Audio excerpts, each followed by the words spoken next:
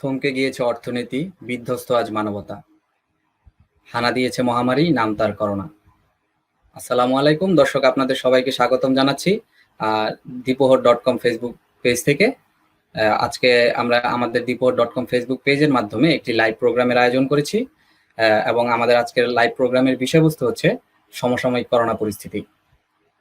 দর্শক, আপনারা সবাই ভালো মতো জানেন যে সারা বিশ্ব একটি মহামারীর মধ্য দিয়ে যাচ্ছে এবং এই মহামারীটির নাম হচ্ছে করোনা ভাইরাস বা কোভিড-19।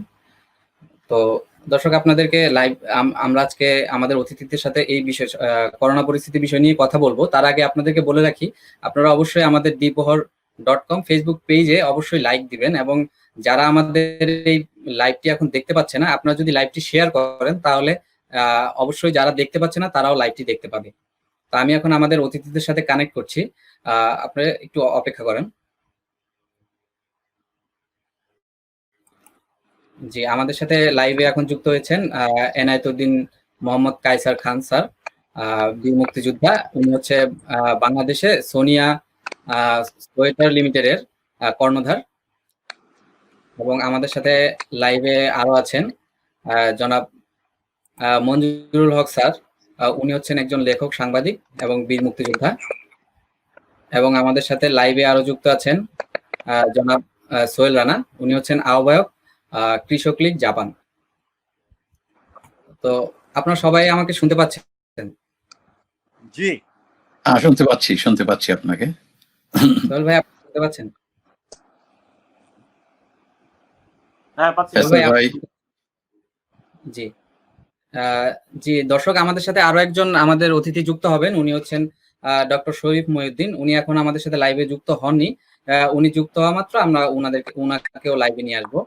তো আমরা এখন শুরু করতে যাচ্ছি। শুরুতেই আমরা একটু ডক্টর এনায়েত স্যারের কাছে যাব।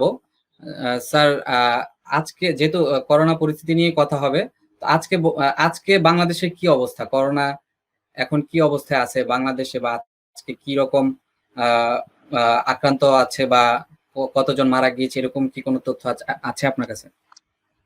না, তথ্য তো আপনারা সবাই পাচ্ছেন। আপনাদের সবাইকে ধন্যবাদ। আপনাদের সবাই মঞ্জু ভাইকে দেখে ভালো লাগতেছে। আপনাদের সবাইকে it's been a long time। Manju ভাইকে তো আমি অনেকদিন আগে থেকে চিনি। জাপানে ওনার সাথে আমার হয়েছে, ঢাকাতে একটু দেখা হয়েছে, বাট ঢাকাতেও দেখা হয়েছে। দিতে করা হয় নাই। He was a too busy person। উনি অনেক দামি মানুষ, নামি মানুষ। এনিওয়ে, আমি এখন হচ্ছে কি যে তথ্য প্রযুক্তির যে কারণে basically corona cannot be my subject, but যেহেতু আমি সায়েন্সে পড়াশোনা করছি, আমি টোকিও ইউনিভার্সিটি টোকিও সুইসান দায়িকা করতে আমি পড়াশোনা করছি, তো অ্যাটলিস্ট বুঝি আর কি। তো এখন আমাদের দেশে করোনাটা কিভাবে আসছে ওই ব্যাকগ্রাউন্ডটা আমার মনে হয় আপনারা জানেন, তবু আমি একটু রিপিট করবো। এটা উহান থেকে এটা আপনার সারা পৃথিবীতে ছড়ায় পড়ে। তো আমাদের এখানে মেইনলি ইনফ্লাক্সটা হচ্ছে ইতালির থেকে, তারপরে অন্যান্য ইউরোপিয়ান কান্ট্রি থেকে। সরকার চাইলে হয়তো পারেন নাই ওদের ইনফ্লাক্সটা বন্ধ করার জন্য। ওদের ইনফ্লাক্সটা বন্ধ করাটার থেকেও বড় কথা ছিল কোয়ারেন্টাইনে ঠিকভাবে ওদেরকে রাখা হয় নাই, ওরাও থাকে নাই, সরকারও সঠিকভাবে প্রিপেয়ার ছিল বলা যাবে না, কারণ সবাই ধরে নিয়েছে আমাদের এটা হবে না। সার্সের সময় 2012 সালে সার্সের সময় আমরাও ভয় পেয়েছি, তখন কিছু ঢুকে নাই, আমরা ধরে নিয়েছি যে আমাদের এবারও কিছু হবে না, which was a very wrong, I would say very একটা খুবই একটা বিব্রতকর ভাবে ওরা পুরা বাংলাদেশে ছড়াই যায়। এখন পিছনতে টেনে আমরা কিছু করতে পারবো না। বর্তমানের অবস্থাটা আমি একটু বলি, এই পৃথিবীর one of the dense populated country হচ্ছে বাংলাদেশ। আপনি পৃথিবীতে যদি 1 কোটি লোকের উপরে পপুলেশনে যান, বাংলাদেশ হয়তো স্ট্যাটিস্টিক্যালি 8 নম্বরে আছে, কিন্তু ঘনত্ব এবং লোক সংখ্যার দিক থেকে বাংলাদেশ পৃথিবীতে 1 নম্বর ঘনত্ব দেশ। আপনি চাইলেও আপনার সোশ্যাল ডিস্টেন্স মেনটেন করতে পারলেন না, চাইলেও আপনি অনেক কিছু করতে পারবেন না। এবং যেখানে একটা বড় একটা পপুলেশন দরিদ্র সীমার নিচে থাকে, সে দেশে এটা কোনোভাবেই সম্ভব না। এবং আমরা হয়তো অনেক কিছু অ্যাচিভ করছি, বাট একটা জায়গায় আমরা খুবই ভাবে আমি ডিসঅ্যাপয়েন্টেড, আমি ব্যক্তিগত ডিসঅ্যাপয়েন্টেড এই সরকার এবং পিছনের সরকারের প্রতি, যে হেলথ সেক্টরটাকে পুরোপুরি ভাবে নেগলেক্ট করা হয়েছে। এবং এখন আমাদের হেলথ সেক্টরটাকে কমপ্লিটলি নেগলেক্ট করা হয়েছে, এবং হেলথ সেক্টরে যারা আছেন তারাও একেবারেই কোনো কাজ করছেন বলে মনে হয় না আর কি। To tell you the truth, যে আমরা মনে করছি আমরা সিঙ্গাপুর আছে, ব্যাংকক আছে, ইন্ডিয়া আছে, মালয়েশিয়া আছে, আমরা চলে গেছি, ট্রিটমেন্ট করে চলে আসছি। বা সাধারণ মানুষ যাবে কোথায়? আমি বলবো যে এটা একটা সরকারের জন্য একটা আই ওপেনিং হওয়া উচিত। একটা সরকার যে পরিমাণ মিনিমাম একটা স্বাস্থ্য নিশ্চয়তা দিবে তার জনসাধারণকে, এই জায়গাটায় সরকার অনেকাংশেই ব্যর্থ। এটা আমরা যতই সরকারকে আমরা আমাদের পছন্দের সরকার, আমরা আমাদের অপছন্দের সরকার না, আমরা সরকার বিরোধী না, আমরা মুক্তিযুদ্ধে পার্টিসিপেট করছি, মুক্তিযুদ্ধের চেতনা নিয়ে আমি কথা বলতেছি, বাট মানুষের তো একটা মিনিমাম একটা এক্সপেকটেশন আছে একটা সরকারের প্রতি। আমি চিকিৎসা করতে কোথায় যাব? সেই জায়গাটা বাংলাদেশ একেবারেই মিস করে গেছে। আজকের যে অবস্থাটা হচ্ছে, যে জিনিসটা আপনার ইতালিতে 2 মাস আগে হয়েছে, আমাদের এখানে 2 মাস পরে হবে, এইটাই ছিল বাস্তবতা, এবং সেই বাস্তবতাতে আমরা যাচ্ছি। আমরা এখন পিকের ভিতরে আছি। Recorded, let me put it way, recorded death হচ্ছে বাংলাদেশে নট ইভেন 1.5%, বাট 1.4, 1.3, সরি 1.5, এটা রেকর্ডেড। বাট আনরেকর্ডেড ডেথ আমরা জানি না, এবং এটার জন্য সরকারকে কোনো দোষ দেওয়া যায় না। মানুষ তো এখন, সরকার তো রেকর্ডেড ডেটের কথা বলবে, কিন্তু ইনফেকশন রেট আমাদের 21% রেকর্ডেড, ওইটার ভিতরে ওটার মধ্যে কোনো গন্ডগোল নাই। রিকভারি রেট কোনো গন্ডগোল নাই, সেখানে আছে 22%-এর মতো রিকভারি, সেখানে আমরা পিছিয়ে আছি। ইন্ডিয়াতে রিকভারি ইজ 50%, আমরা ওই জায়গাটায় পিছিয়ে আছি। আপনার আবার আপনি যদি রিকভারি রেট অফ দ্য পুলিশের দেখেন, কারণ পুলিশের নিজস্ব ব্যবস্থাপনায় যেটুকু আছে, তাছাড়া আরো 2টা হসপিটাল ওনারা নিয়ে নিচ্ছেন, which is very correct, because police front লাইনে সবচেয়ে বেশি ফাইট ব্যাক করে। ওনাদের রিকভারি কিন্তু 45% গেছে। সারা পৃথিবীর রিকভারি এখন 47%। পুলিশ হ্যাজ অ্যাচিভ, আমাদের পুলিশ বাহিনী আল্লাহর রহমতে ওনারা অ্যাচিভ করছে 45% অফ রিকভারি। বা সাধারণ মানুষ আমরা অ্যাচিভ করছি মাত্র 22% অফ হাইয়েস্ট রিকভারি। এটা কিন্তু আমার কোনো রেকর্ড না, এটা সরকার কর্তৃক দার্জিত যে রেকর্ড। এই জিনিসগুলি যদি আমাদের যারা নেতৃস্থানীয় আছে এবং যারা দেশ চালান, তারা যদি না চিন্তা করেন যে সাধারণ মানুষের রিকভারি কেন 22% এবং পুলিশের কেন, এটা কিন্তু পুলিশের পক্ষে আমি কথাটা বলতেছি, ওনারা টেক কেয়ার করতে পারছে বলে। বাকি জনসাধারণ কোথায় যাবে? আর্মির recovery also very very good, because তারা সিএমএস থেকে শুরু করে তারা তাদের লোকজনকে যে সার্ভিস দিচ্ছে, which is very good, fantastic, I would say. They are nothing less than world standard. এখন ভেন্টিলেটারের গল্পতে আমি যাব না, ভেন্টিলেটারে ম্যাক্সিমাম লোক বাঁচবে না, বাট একটা অক্সিজেন সহ একটা মিনিমাম ট্রিটমেন্ট পাওয়া, এই রাইট তো বাংলাদেশের প্রতিটা লোকের আসছে।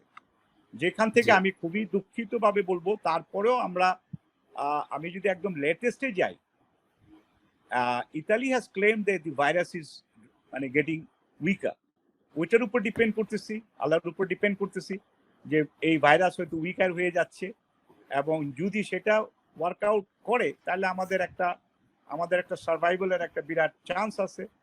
আজকে প্রায় 90 দিন পরে আমাদের ওই লেভেলে কিন্তু ডেথ নাই, আলহামদুলিল্লাহ আই উড সে। বাট এটার জন্য সরকারকে কোনো কৃতিত্ব দেওয়ার কোনো সুযোগ নাই, এটা নেচার আমাদেরকে এইটুকু সহায়তা করছে। It's not that government has done drastically anything. Government drastically কি করবে? করার তো মানে আপনি একটা সেক্টরকে কমপ্লিটলি আপনি মানে উইক করে রাখছেন, চাইলেই তো হঠাৎ করে কিছু হয় না। এখন পুলিশ ওয়াজ ভেরি স্মার্ট, ওনাদের নিজস্বর বাইরে ওনারা 2-3টা হসপিটাল নিয়ে দে হ্যাভ ডান এক্সিলেন্ট। আমি আশা করব যে, এবং দোয়া করবো যে হ্যাঁ, এখন এই এই এই হার্ড ইমিউনিটি আমাদের উপরে চলে আসুক, এবং আরেকটা যেটা হচ্ছে যে এই ভাইরাসটা আস্তে আস্তে যদি ড্রাইড আউট না হয়ে যায়, the future I cannot forecast. Thank you. আমার মনে হয় আপনারা অন্যরা যদি এটা এখন কিছু আমরা বুঝতে পেরেছি। তো মঞ্জুরুল হক স্যারের কাছে আমি যাব এই কারণে যে এনএচ স্যার বাংলাদেশ থেকে আমাদের সাথে যুক্ত হয়েছেন, এবং মঞ্জুরুল হক স্যার আমাদের সাথে জাপান থেকে যুক্ত হয়েছেন। তো স্যার, আপনি যেহেতু একজন সাংবাদিক, আপনি এনএচকে ওয়ার্ল্ড রেডিওতে আছেন, এবং অবশ্যই আপনি প্রথম আলোর ব্যুরো চিফ হিসেবে আছেন জাপানে। তো আপনার জাপানের বর্তমান পরিস্থিতি বা এখন কি অবস্থায় আছে, বা এই বিষয়ে যদি আপনি একটু ব্রিফ করেন আমাদেরকে। আমি কিন্তু জাপানের শুরু থেকেই ফলো করছি যে করোনা ভাইরাসের ব্যাপারটা, এবং আমি নিয়মিতভাবে লিখছি এটা নিয়ে। এবং জাপান কিন্তু শুরুতে একটু বিভ্রান্তিকর অবস্থায় ছিল যখন করোনা ভাইরাস প্রথম ধরা পড়লো। ধরেন জাপানে উহানের পর কিন্তু কিছু ওই চাইনিজ টুরিস্টের সংস্পর্শে আসা জাপানি লোকজনের মধ্যে 2-1 জনের ধরা পড়েছে। এবং জাপান সেটাকে গুরুত্বের সাথে নেয়নি তখন। এবং তারপরে যখন ওই প্রমোত্তরী ডায়মন্ড প্রিন্সেস আসলো এবং সেটা সামাল দেওয়া জাপানের একটু বিভ্রান্তিকর অবস্থা ছিল, যে সেটাকে একটু দূরে সরিয়ে রাখলো, কাছে ভিড়তে দিল না, দূরে সরিয়ে রাখায় ওখানে ছড়িয়ে পড়লো, তারপরে শেষ পর্যন্ত নামতে হলো। এবং তারপরে দেখা গেল যে উহান থেকে যারা ফিরে আসছে, চায়না থেকে ফিরে আসছে, তাদের মধ্যে ছড়িয়ে পড়ছে। এবং বিশেষ করে জাপানের জন্য খুব খারাপ অবস্থা ছিল মার্চ মাসের শেষ দিক থেকে শুরু করে এপ্রিলের মাঝামাঝি সময় পর্যন্ত বেশ ব্যাপকভাবে ছড়িয়ে পড়া শুরু করলো। এবং জাপান সরকার তখন বেশ দ্রুত গতিতে পদক্ষেপ নেওয়া শুরু করেছে। এই জাপানের পদক্ষেপ কিন্তু অনেক সমালোচনা ছিল। সমালোচনা এরকম যে জাপানেও কিন্তু সবাইকে হাসপাতালে ভর্তি করা হয়নি, যে গেছে হাসপাতালে ভর্তি করা হয়নি, যে গেছে তার পরীক্ষা করা হয়নি। এতে যুক্তিসঙ্গত কিছু কারণ ছিল, এটা নিয়ে সমালোচনা ছিল। স্যার আপনাকে একটু থামাই, আমাদের সাথে আমাদের আরেকজন অতিথি যেহেতু যুক্ত হয়েছেন, দর্শকের সাথে ওনাকে একটু পরিচয় করিয়ে দেই। দর্শক, আমাদের সাথে আমাদের আরেকজন অতিথি যুক্ত হয়েছেন, উনি হচ্ছেন ডক্টর শরীফ মহিউদ্দিন। উনি আছেন আমাদের জাপানে একজন রিসার্চ ফেলো হিসাবে, ইন্টারনাল মেডিকেল বিভাগ, আইচি মেডিকেল বিশ্ববিদ্যালয়ে। তো উনি আমাদের সাথে একটু পরে যুক্ত হয়েছেন। তো ভাই, আপনি আমাদের সাথে লাইনে থাকবেন, আমরা মঞ্জুর ভাইয়ের বক্তব্যটা এখন একটু নিচ্ছি। তো অবশ্যই আপনি আমাদের সাথে লাইনে কানেক্টেড থাকবেন। জি, থ্যাংক ইউ সো মাচ। জি ভাই, থ্যাংক ইউ। যেটা বলছিলাম যে যখন জাপানে ছড়িয়ে পড়া শুরু করলো, জাপান সামাল দেওয়া শুরু করলো, এবং বিশেষ করে এপ্রিল মাসের মাঝামাঝি সময়টা খুব খারাপ ছিল জাপানের জন্য। একটা পর্যায়ে দেখা গেল যে টোকিওতে দিনে 200 ছাড়িয়ে গেছে সে শনাক্ত হওয়ার সংখ্যা, এবং দিন দিন বাড়ছে। এবং জাপান সরকার কিন্তু তারপরেও ওর নিজস্ব পথে এগিয়ে গেছে। সমালোচনা ছিল, ওগুলো সমালোচনায় খুব একটা কান না দিয়ে নিজস্ব পথে চলে গেছে। এবং জাপানের নিজস্ব পথটা কি ছিল? জাপানের শক্তিশালী কিছু দিক ছিল। আপনি যদি করোনা ভাইরাসের ব্যাপারটা দেখেন, যে সারা পৃথিবীতে সবচেয়ে সফল যেই এলাকা করোনা ভাইরাস সামাল দেয়, সেটা হলো পূর্ব এশিয়া। জাপান, দক্ষিণ কোরিয়া, ভিয়েতনাম, চায়নাও কিন্তু খুব দ্রুত গতিতে সাফল্য অর্জন করেছে। কেন এটা? অন্যদিকে যুক্তরাষ্ট্রে দেখেন 1,06,000 এখন ছুঁয়ে গেছে, আরো যাচ্ছে মৃত্যু। জাপানে মারা গেছে এ পর্যন্ত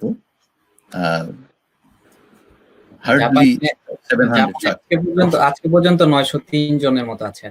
হ্যাঁ, আর ওদের সংক্রমণ হলো 17,000, 17,500 এরকম। তবে আরেকটা জিনিস খেয়াল করলে দেখা যায় যে জাপানে হয়তো মারা গেছে 903 জন, কিন্তু জাপানে 16,800 মতো আক্রান্ত হয়েছিল, কিন্তু দ্রুত রিকভার করার মাধ্যমে এখন জাপানে অনলি অ্যাক্টিভ কেস আছে মাত্র 1300 মতো। হ্যাঁ, অ্যাক্টিভ কেস বাড়ছে না কিন্তু। জি, এবং এই সব বলা চলে। যার জন্য জাপান জরুরি অবস্থা তুলে নিয়েছে। এবং কেন এটা? এবং আমরা যদি দেখি যে জাপান কিন্তু মূলত জোর দিয়েছে স্বাস্থ্যবিধির উপরে, হাসপাতাল চিকিৎসা না। লোকজনকে কি বলছে? মাস্ক পরো।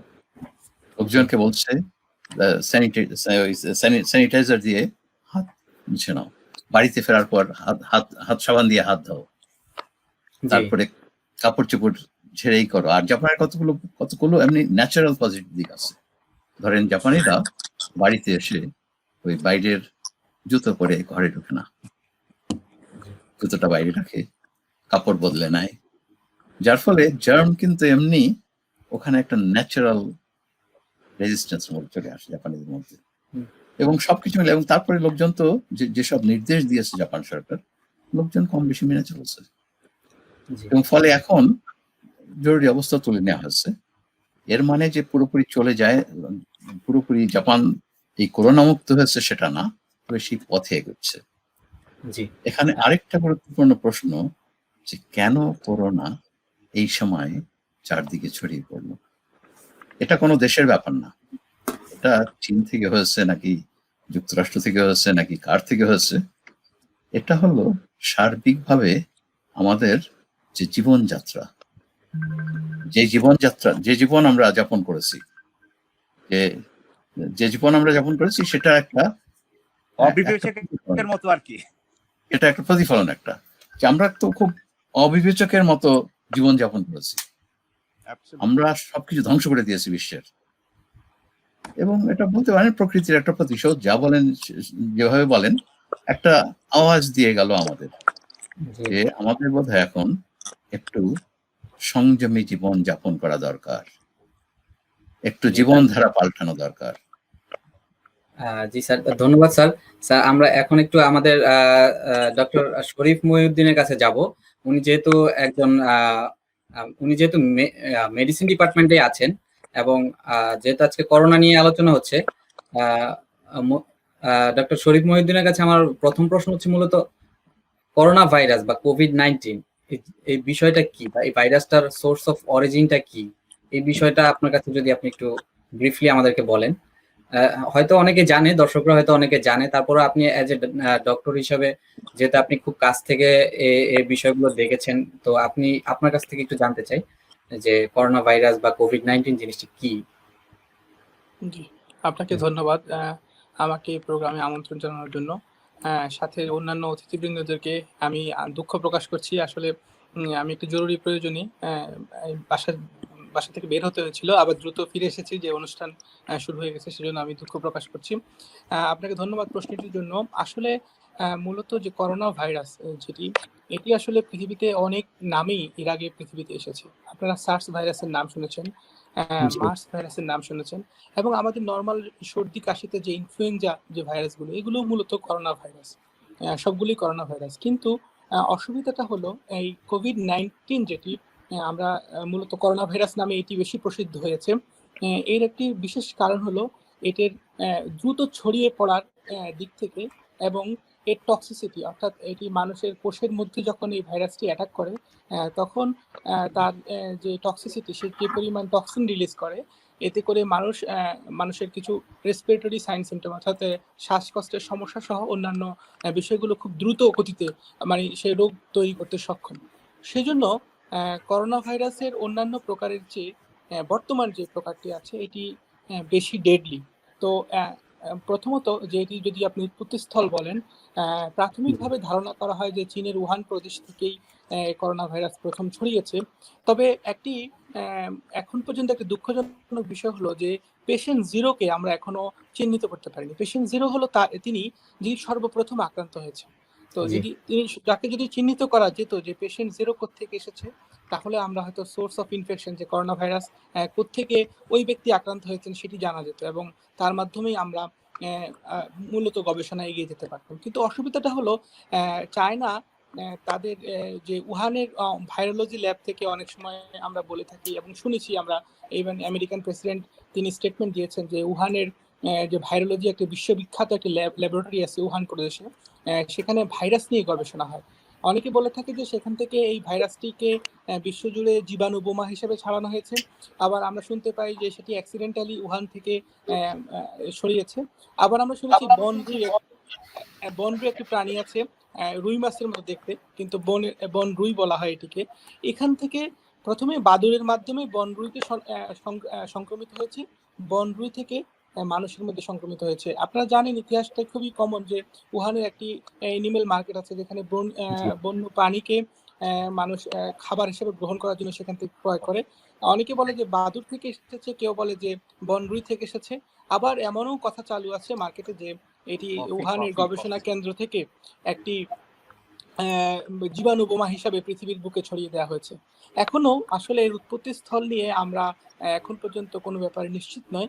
তবে উৎপত্তি স্থল যা হোক, বাস্তব সত্য হলো এই মুহূর্তে পৃথিবী করোনা ভাইরাস আক্রান্ত, এবং এই ভাইরাসের মাধ্যমে সারা পৃথিবী এমন একটি অবস্থানে চলে গিয়েছে যে আজকে নতুন করে পৃথিবীকে সমস্ত সমীকরণ, বিশ্বের অর্থনীতি, রাজনীতি থেকে শুরু করে সব জায়গায় নতুন করে ভাবতে হচ্ছে। তাই আমরা উৎপত্তি স্থল নিয়ে এখন খুব বেশি আগ্রহী না। এখন আমরা জানতে আগ্রহী যে করোনা ভাইরাসের সমাধানটা কি। জি, আপনাকে ধন্যবাদ। জি, ভাই আপনার কাছে আমার আরেকটি প্রশ্ন আছে, সেটা হচ্ছে যে আমরা যেহেতু এখনো করোনা ভাইরাসের উৎপত্তি স্থল বা এর জিনোম সিকোয়েন্স হয়তো বা বিভিন্ন দেশে বিভিন্নভাবে করার চেষ্টা করেছে, তো যেহেতু মানে করোনা ভাইরাসের কোনো ওষুধ এখন পর্যন্ত নেই, এখন পর্যন্ত কোনো ভ্যাকসিন আবিষ্কার হয়নি, তো প্রচলিত ওষুধের মধ্যে আমরা অনেক সময় অনেক ওষুধের নাম শুনেছি। জাপানে একটি ওষুধের নাম শুনেছি আভিগান, বা আমেরিকা একটি ওষুধের নাম শুনেছি, বা বাংলাদেশেও ডক্টররা কিছুদিন আগে বলেছে ডাইক্লোক্সিন নামে একটি ওষুধের কথা। তো এই ওষুধ মানে আসলে করোনা ভাইরাসের জন্য আপাতত চিকিৎসা পদ্ধতিটা কি, বা কি ধরনের ওষুধ ব্যবহার করা হয়? দেখুন, করোনা ভাইরাস মূলত আক্রান্ত হওয়ার পর 90% রোগীকে আসলে হসপিটালাইজ হতে হয় না, হসপিটালে যেতে হয় না। তার মানে আমার যদি 100 জন রোগী আক্রান্ত হয়, তার মধ্যে অন্তত 90% রোগী ঘরে থেকেই তারা সুস্থ হতে পারেন। প্রথমত করোনা ভাইরাস রোগীদের কিছু সাইন সিমটম দেখা যায়, যেমন তার জ্বর হতে পারে, তারপরে তিনি হাঁচি কাশি আক্রান্ত হতে পারেন, এবং শুকনো কাশি, যেটা ড্রাই কাফ, এটি করোনা ভাইরাসের অন্যতম উপসর্গ বলা হয়েছে। তো একজন রোগী কখন হাসপাতালে যাবে? যখন তিনি শ্বাসকষ্ট অনুভব করবেন, যে তার বুকে শ্বাসকষ্ট তিনি বোধ করছেন, তারপরে তার বুকের ব্যথা অনুভব করতে পারেন, এবং সিভিয়ার ডায়রিয়া বলা হয়েছে, যে খুব বেশি পরিমাণে তার পাতলা পায়খানা হচ্ছে। এই ধরনের রোগীদেরকে হাসপাতালে ভর্তি হতে হবে। এটি হলো প্রথম কথা। তারপর করোনা ভাইরাস আক্রান্ত রোগীর কি চিকিৎসা যদি বলা হয়, তাহলে সেটি হলো সিমটোমেটিক ট্রিটমেন্ট। এখন যে হাসপাতালগুলোতে আমাদের যে চিকিৎসা হচ্ছে, সেটিকে বলা হয় সিমটোমেটিক, অর্থাৎ আপনার জ্বর হলো জ্বরের ওষুধ দেওয়া হচ্ছে, কাশি হলো কাশির ওষুধ দেওয়া হচ্ছে, শ্বাসকষ্ট হলো শ্বাসকষ্টকে মুক্ত করার জন্য সেই ব্যবস্থা করা হচ্ছে, আইদার ভেন্টিলেশন লাগছে, অক্সিজেন লাগছে, এইভাবে ব্যবস্থা করা হচ্ছে। কিন্তু কিছু কিছু ট্রায়াল ড্রাগ, যে কোনো ড্রাগই আপনার কোনো নতুন রোগ আসলে পুরনো যে ওষুধগুলো বাজারে প্রচলিত আছে, সেগুলো দিয়ে রোগীকে সারানোর একটা চেষ্টা পৃথিবীতে, এটা প্র্যাকটিস, কমন প্র্যাকটিস। তো স্টিল নাও করোনা ভাইরাসে স্পেশালি কোনো ড্রাগ আবিষ্কার করা হয়নি। এখন বাজারে যে ড্রাগটি আছে, যেমন অ্যাভিগান, এটি আসলে সার্স, মার্স এই ভাইরাসগুলোর জন্য জাপান সরকার তৈরি করেছিল। কিন্তু দেখা গেল যে এই এভিগানের চেয়েও ভালো কিছু ড্রাগ অ্যাভেলেবেল হওয়াতে পরবর্তীতে যে ফুজি তোয়ামা কর্পোরেশন, যেটি ফুজি ফিল্ম, তারা এই ড্রাগটি তৈরি বন্ধই করে দিল। কিন্তু যখন চায়না থেকে উহান প্রদেশে যখন সর্বপ্রথম আক্রান্ত হলো, উহান থেকে বলা হলো যে আপনাদের এই বিজ্ঞান আমাদের খুব কাজ করছে এবং এর ভালো ফলাফল পাওয়া যাচ্ছে করোনা ভাইরাসের এগেইনস্টে।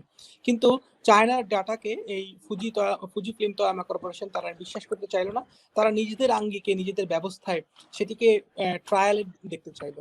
তো আপনি জানেন যে কোনো রোগের একটা ড্রাগ যখন আসে, তখন তাকে 3টা ফেজে ট্রায়ালকে পার করে আসতে হয়। প্রথম ফেজে 8 থেকে 10 জন রোগীর উপরে সেই ড্রাগটা প্রয়োগ করা হয়। দ্বিতীয় ফেজে সেটি মিনিমাম 100 থেকে 300 জন রোগীর উপরে সেই ড্রাগটি প্রয়োগ করা হয়।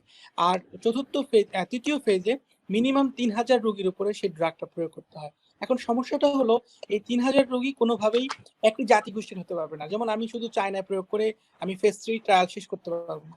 আমাকে চায়না দিতে হবে, জাপানে দিতে হবে, বাংলাদেশ, ইউএসএ, মানে বিভিন্ন জাতিগোষ্ঠী, বিভিন্ন কালচার, বিভিন্ন সংস্কৃতি, ইভেন বিভিন্ন ধর্মের মানুষের কাছে এই ড্রাগটা পৌঁছাতে হবে। 3000 মানুষ মিনিমাম লাগবে, এবং তাদের মধ্যে যদি এই 80% কাজ করে, তাহলে 80% রোগী সুস্থ হয়েছে যদি প্রমাণিত হয়, তাহলে এটিকে মার্কেটে উন্মুক্ত করা হয়। এফডিএ অনুমতি নিয়ে, ফুড অ্যান্ড ড্রাগ অ্যাসোসিয়েশন আমেরিকার এবং ইউরোপের কয়েকটি সংস্থা আছে, তারাই অনুমতি দিয়ে থাকে।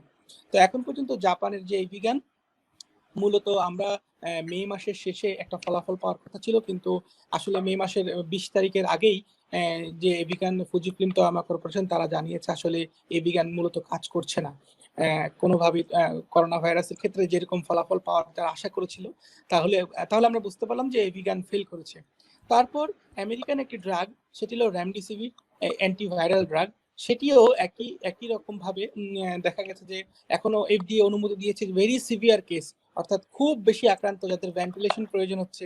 এবং ভেন্টিলেশন শব্দ অর্থ আসলে কৃত্রিম শ্বাস যন্ত্র। যেমন আপনার লাংস কাজ করছে না, আপনার লাংসটা এতভাবে কলাপস হয়েছে যে লাংস থেকে আপনি অক্সিজেন নিয়ে আবার শারীরিক যে প্রক্রিয়া সেটা সারতে পারছেন না, তখন বাহির থেকে কি করা হচ্ছে, ওই যে লাংস, একটা বলা যায় যে একটা ভেন্টিলেশন মানে একটা মেশিনের, আপনি বলতে পারেন ফুসফুস, যন্ত্রের ফুসফুস বলা যেতে পারে ভেন্টিলেশনকে, তাহলে আমাদের জন্য সুবিধা হবে।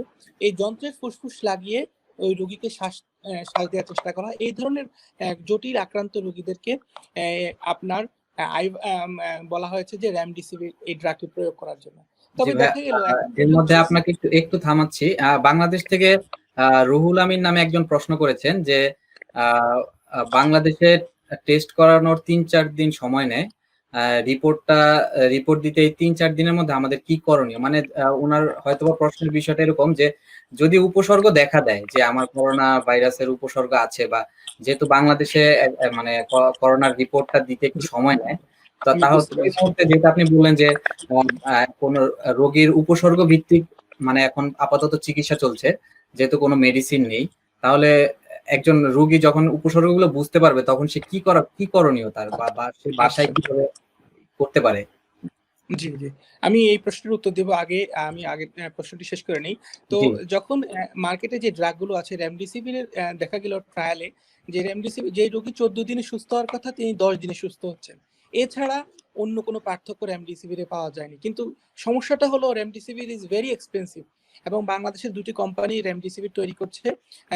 কোনো রোগীর পক্ষে যেমন যদি দেখা গেল যে 50,000 টাকা বাংলাদেশি টাকায় একজন রোগীর জন্য লাগছে, এবং সে হয়তো যে যিনি 14 দিনে সুস্থ হচ্ছেন তিনি 10 দিনে সুস্থ হতেন রেমডেসিভির দিলে।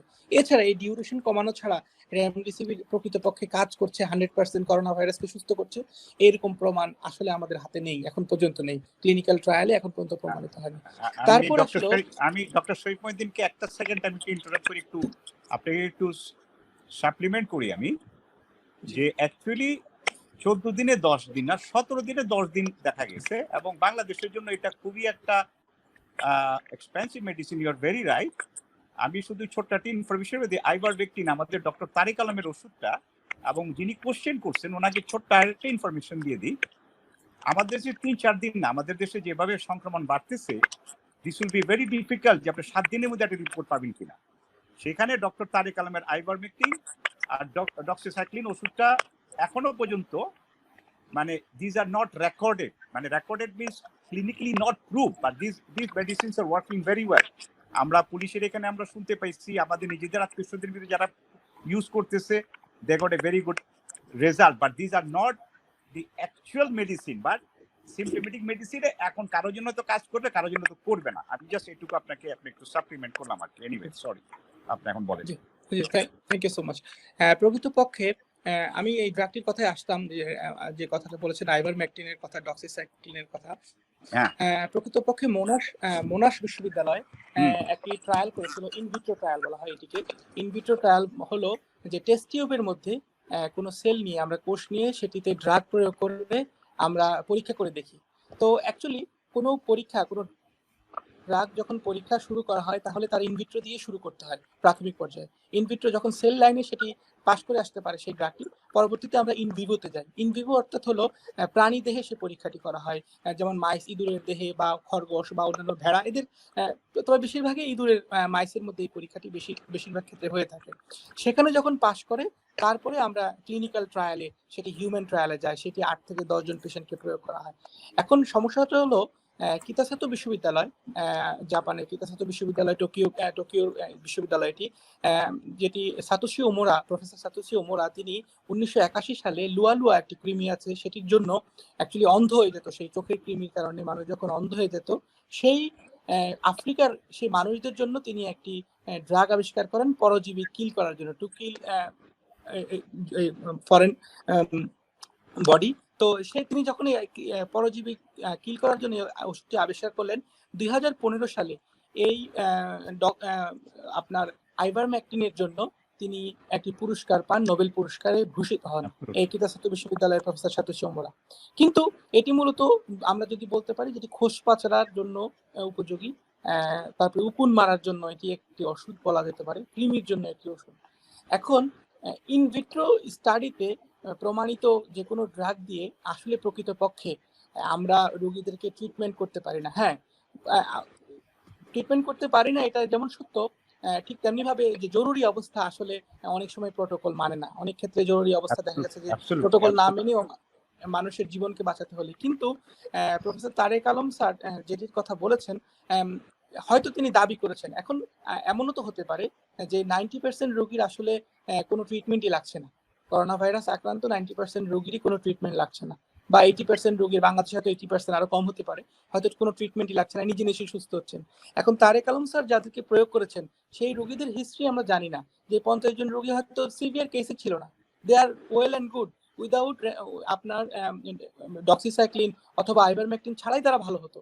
এমনও হতে পারে, প্রমাণিত তো ইয়েস ডক্টর, আমি আবার একটু শরীফ মোদী সাহেবকে আরেকটু সাপ্লিমেন্ট করি। ডক্টর তারেক আলম কিন্তু দাবি করেন নাই। He is one of the finest gentleman, honest doctor I have seen in Bangladesh. I know him for last 25 years. জি জি জি জি আপনাকে ধন্যবাদ। Actually it's a good.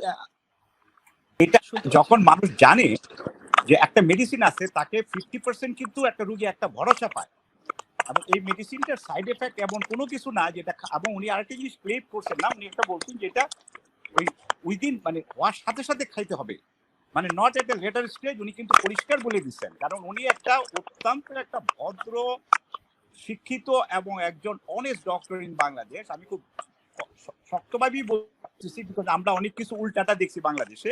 He is an a very exceptional doctor.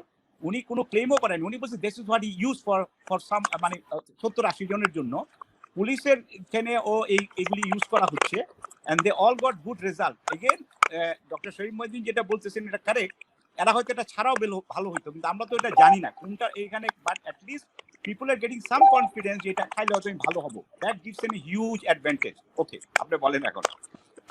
G actually বিজ্ঞান এমন একটি জায়গা যে সত্য, বিজ্ঞান হলো সূর্যের মতো সত্য, ধর্মগ্রন্থের মতো সত্য। বিজ্ঞানী প্রমাণ ছাড়া, মানে কোনো বিষয়কে বিজ্ঞান যদি প্রমাণ করতে না পারে, তাহলে সেটি যদি স্বয়ং কোনো মানে পৃথিবীর সেরা মানব এসেও বলে, যদি তিনি প্রমাণ করতে না পারেন, বিজ্ঞানের সেটির জায়গা নেই। এটি হলো বিজ্ঞানের একটি রূঢ় কঠিন সত্য কথা। তো আমি যেটি বলবো, আপনার বক্তব্যের সাথে আমি একমত যে মানুষ কনফিডেন্ট পাচ্ছে, এতে একটা সমস্যা তৈরি হচ্ছে। সমস্যাটা হলো যে কোনো ব্যক্তি করোনা ভাইরাস কোভিড তিনি পজিটিভ হলেন, সাপোজ তিনি আক্রান্ত হওয়ার পরে আপনার এই ড্রাগটা খেলেন, আইভারমেকটিন তিনি নিজে নিলেন, কিন্তু আইভারমেকটিন কোনো কাজই করলো না, কারণ যেহেতু বৈজ্ঞানিকভাবে প্রমাণিত নয়। কিন্তু তিনি বের হয়ে গেলেন ঘর থেকে, বের হয়ে তিনি বলতেছেন যে আমি তো সুস্থ হয়ে গেছি, অতএব আমি ঘর থেকে বের হতে পারি, এবং তিনি কমিউনিটি ট্রান্সমিশন হেল্প করবেন, খুব বেশি করে তিনি জায়গায় ছড়িয়ে যাবেন, তিনি বেশি করে মানুষকে এফেক্টেড করবেন। সেটি একটি কিন্তু কারণ আমাদেরকে ভাবতে হবে এখানে। তো এই জন্যই যে কোনো ড্রাগই আমরা মানুষের এমন একটি, মানুষের শরীর হলো এমন একটি জায়গা, সেখানে আমি যা কিছুই দিব না কেন অবশ্যই তাকে যুক্তি সম্পন্ন হতে হবে। আমরা যেহেতু ডক্টর তারেক আলম তিনি আমাদের শিক্ষক, এবং আমরা তাকে রেসপেক্ট করি এই জায়গা থেকে, কিন্তু বিজ্ঞানের জায়গা থেকে যখন আমরা বলবো, তখন আমরা প্রখর সমালোচনায় যাব। এবং আপনি জানেন একটি সায়েন্টিফিক মিটিং এ গেলে, যখন একটি বিষয় নিয়ে গবেষণার কোনো ফলাফল তৈরি করা হয়, তখন অন্যান্য ছোট বয়সে ছোট বা দেখা গেছে সিনিয়র জুনিয়র সবাই এমন করে সেই বিজ্ঞানীকে চেপে ধরে যে তিনি বাধ্য হয়ে সমস্ত প্রশ্নের উত্তর আগের থেকে প্রস্তুত করে রাখতে হয়, এবং এটি পৃথিবীর সব জায়গায় এটি প্রচলিত সত্য। তো এই জন্য বিজ্ঞানের ক্ষেত্রে সিনিয়র জুনিয়রটা ইম্পর্টেন্ট না, সত্যটা ইম্পর্টেন্ট। তো আমি যে কথাটি বলছিলাম যে এই ড্রাগটা এখনো প্রমাণিত নয়, তাহলে মুড়ি মুরগির মতো দেখা গেছে যে 5 টাকা দামের এই ড্রাগটি এখন 50 টাকা 100 টাকা পাওয়া যাচ্ছে না, এবং আমাকে প্রতিনিয়ত মানুষ ফোন করে বলছে ভাইয়া এই ড্রাগটি খেলেই কি ভালো হয়ে যাবে, অথবা আর কেউ বলছে যে এই ড্রাগ খেলেই করোনা হবে না। মানে আমাদের গুজব এত বেশি করে ছড়াচ্ছে যে আমি যদি আইভারমেকটিন এবং ডক্সিসাইক্লিন খেয়ে ঘর থেকে বের হই, যত ভাইরাস আসুক আমাকে আক্রমণ করবে না। এই যে একটা ব্যাড মেসেজ সোসাইটিতে চলে গেল। আপনি কি জাপানি কি পসিবল? আমরা সবাই জাপানে আছি, জাপানে কি দোকান থেকে কিনে আইভারমেকটিন খাওয়া পসিবল? পসিবল না। ডক্সিসাইক্লিন খাওয়া পসিবল না। আনটিল আনলেস প্রেসক্রিপশন ছাড়া কখনোই এটি পসিবল না। এখন সমস্যা হয়ে গেছে বাংলাদেশে, আমাদের আসলে বিজ্ঞান চর্চা কম বলে অসুবিধাটা হয়েছে এখানে, যে আমরা বিজ্ঞান চর্চা নাই বলে, এবং বিজ্ঞানের যে থিওরি গুলোকে আমাদেরকে ফলো করে সামনের দিকে আগাতে হয়, এই জিনিসটা আমরা চর্চা করি না বলে আমরা যে কোনো গবেষণায় আমাদের গবেষণাপত্রে প্রকাশিত না হয়ে সেটি 71 জার্নালে প্রকাশিত হচ্ছে। আমরা কালকে চিকিৎসকরা এটা নিয়ে হাসাহাসি করছিল যে চ্যানেল 71 একটা হয় অনুষ্ঠান হয়, সেটি হলো 71 জার্নাল। তো এখন দেখা গেছে যে সেটি বৈজ্ঞানিক সাময়িকীতে প্রকাশ না হয় 71 সেই টিভিতে এসে মানুষ বলে দিচ্ছে। আবার কিছুদিন আগে আপনি শুনেছেন হয়তো বা দেখেছেন যে অ্যালকোহলের ভাপ নিলে ওই রোগী সুস্থ হয়ে যায়, করোনা রোগী সুস্থ হয়ে যায়, ময়মনসিংহ কৃষি বিশ্ববিদ্যালয়ের একজন প্রফেসর দাবি করেছিলেন।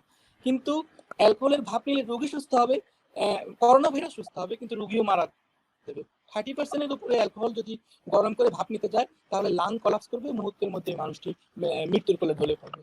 তাহলে এই বিষয়গুলোকে আমাদেরকে মাথায় রাখতে হবে। তো আমি যেটি বলছিলাম যে কৃতজ্ঞ বিশ্ববিদ্যালয়ের প্রফেসর সাতোশি ওমোরা, যিনি আইভারমেকটিনের আবিষ্কার, তার সাথেও আমরা ইমেইলের মাধ্যমে যোগাযোগ করেছিলাম, এবং তিনি বলেছেন যে এরকম একটি ট্রায়াল জাপানেও চলছে, এই ড্রাগটি নিয়ে একটি ট্রায়াল জাপানেও সংক্ষিপ্ত আকারে চলছে, এবং তারা যতক্ষণ পর্যন্ত এটি ফলাফল না পান তারা কোনো কথা বলতে রাজি নয়। এবং কিন্তু তাদের কাছে কিছু ফলাফল থাকা সত্ত্বেও, কতজন রোগী সুস্থ হয়েছেন সেরকম ডাটা সত্ত্বেও, যেহেতু তারা পাবলিকলি এটি প্রকাশ করতে পারবেন না যতদূর পর্যন্ত বিজ্ঞান সাময়িকীতে এটি প্রকাশিত না হবে। আরেকটি বিষয়, সেটি হলো প্লাজমা থেরাপি। করোনা ভাইরাসের ক্ষেত্রে খুব ইম্পর্টেন্ট। প্লাজমা থেরাপি বাংলাদেশে চলছে, বর্তমানে বিশ্বের অনেকগুলো জায়গায়ও প্লাজমা থেরাপি দেওয়া হচ্ছে। কিন্তু প্লাজমা থেরাপির ক্ষেত্রে যে বিষয়টিকে আমাদের মাথায় রাখা উচিত, যে একজন রোগী যদি করোনা ভাইরাস আক্রান্ত হন এবং তিনি সুস্থ হয়ে গেলেন, তখন তার শরীরে কিছু অ্যান্টিবডি তৈরি হয়, এবং এই অ্যান্টিবডি যদি অন্য মানুষের শরীরে দেওয়া হয়, তাহলে ওই অ্যান্টিবডিটা ওই যিনি করোনা ভাইরাস আক্রান্ত তার করোনা ভাইরাসকে নিউট্রালাইজ করতে পারে। কিন্তু সমস্যাটা হলো, আমাদের দেশে যে প্লাজমা থেরাপি দেওয়া হচ্ছে, ওই রোগীর শরীরে আদৌ অ্যান্টিবডি কি পরিমাণ তৈরি হয়েছে সেটি আমরা জানি না। যদি ডোজ পরিমাণ, যতটুকু অ্যান্টিবডি থাকা দরকার ততটুকু না থাকে এবং সেই প্লাজমা দেওয়া হয়, সেখানে কোনো লাভ হয় না। সেজন্য দেখা গেছে যে প্লাজমা থেরাপি ভালো হওয়া সত্ত্বেও, একটি ভালো প্লাজমা থেরাপির কোনো সাইড ইফেক্ট নাই, শুধুমাত্র অ্যালার্জিক রিয়েকশন ছাড়া কোনো সাইড এফেক্ট দেখা যায় না। কিন্তু আজকে বিশ্ব স্বাস্থ্য সংস্থা বলেছে যে প্লাজমা থেরাপি এখনো তারা রিকমেন্ড করে না, তবে দেয়া যেতে পারে আনটিল আনলেস আমাদেরকে জানতে হবে যে কতটুকু অ্যান্টিবডি ওই পেশেন্টের শরীরে তৈরি হয়েছে। তো আপনাকে ধন্যবাদ, এই বিষয়গুলো আমি করলাম। আরেকটি বিষয়, আমি একটি বিষয় যে রোগী জানতে চেয়েছে যে করোনা ভাইরাস আক্রান্ত যদি তিনি উপসর্গ দেখেন, উপসর্গ দেখার সঙ্গে সঙ্গে যা করতে হবে সেটি হলো আইসোলেশন এবং আইসোলেশন মানে হলো গৃহবন্দী থাকা। একজন মানুষ নিজেকে যখনই দেখবেন তিনি হাঁচি কাশি আক্রান্ত, সর্বপ্রথম তিনি নিজেকে একটি রুমে আবদ্ধ করে ফেলবেন। এবং তিনি এক্ষেত্রে খাবারের কি কোনো রিকমেন্ডেশন কি আছে কিনা, যে যেহেতু উনি আইসোলেশনে যাবেন, বা কি ধরনের খাবার উনি গ্রহণ করতে পারেন, বা এরকম কিছু? আমরা শুনছি যে গরম খাবার খাওয়ার ক্ষেত্রে একটা রিকমেন্ডেশন আছে।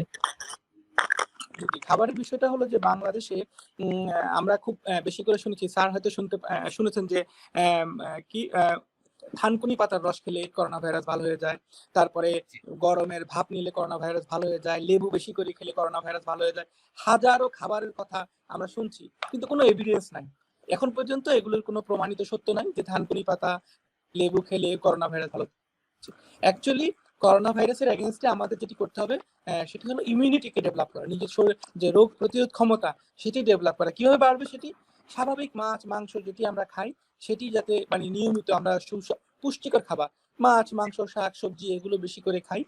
প্লাস আমরা যে যাদের দেখা গেছে যে করোনা ভাইরাস আক্রান্ত সেসব রোগীরাই বেশি মৃত্যুবরণ করছে যাদের কোমরবিডিটি ছিল। কোমরবিডিটি কি?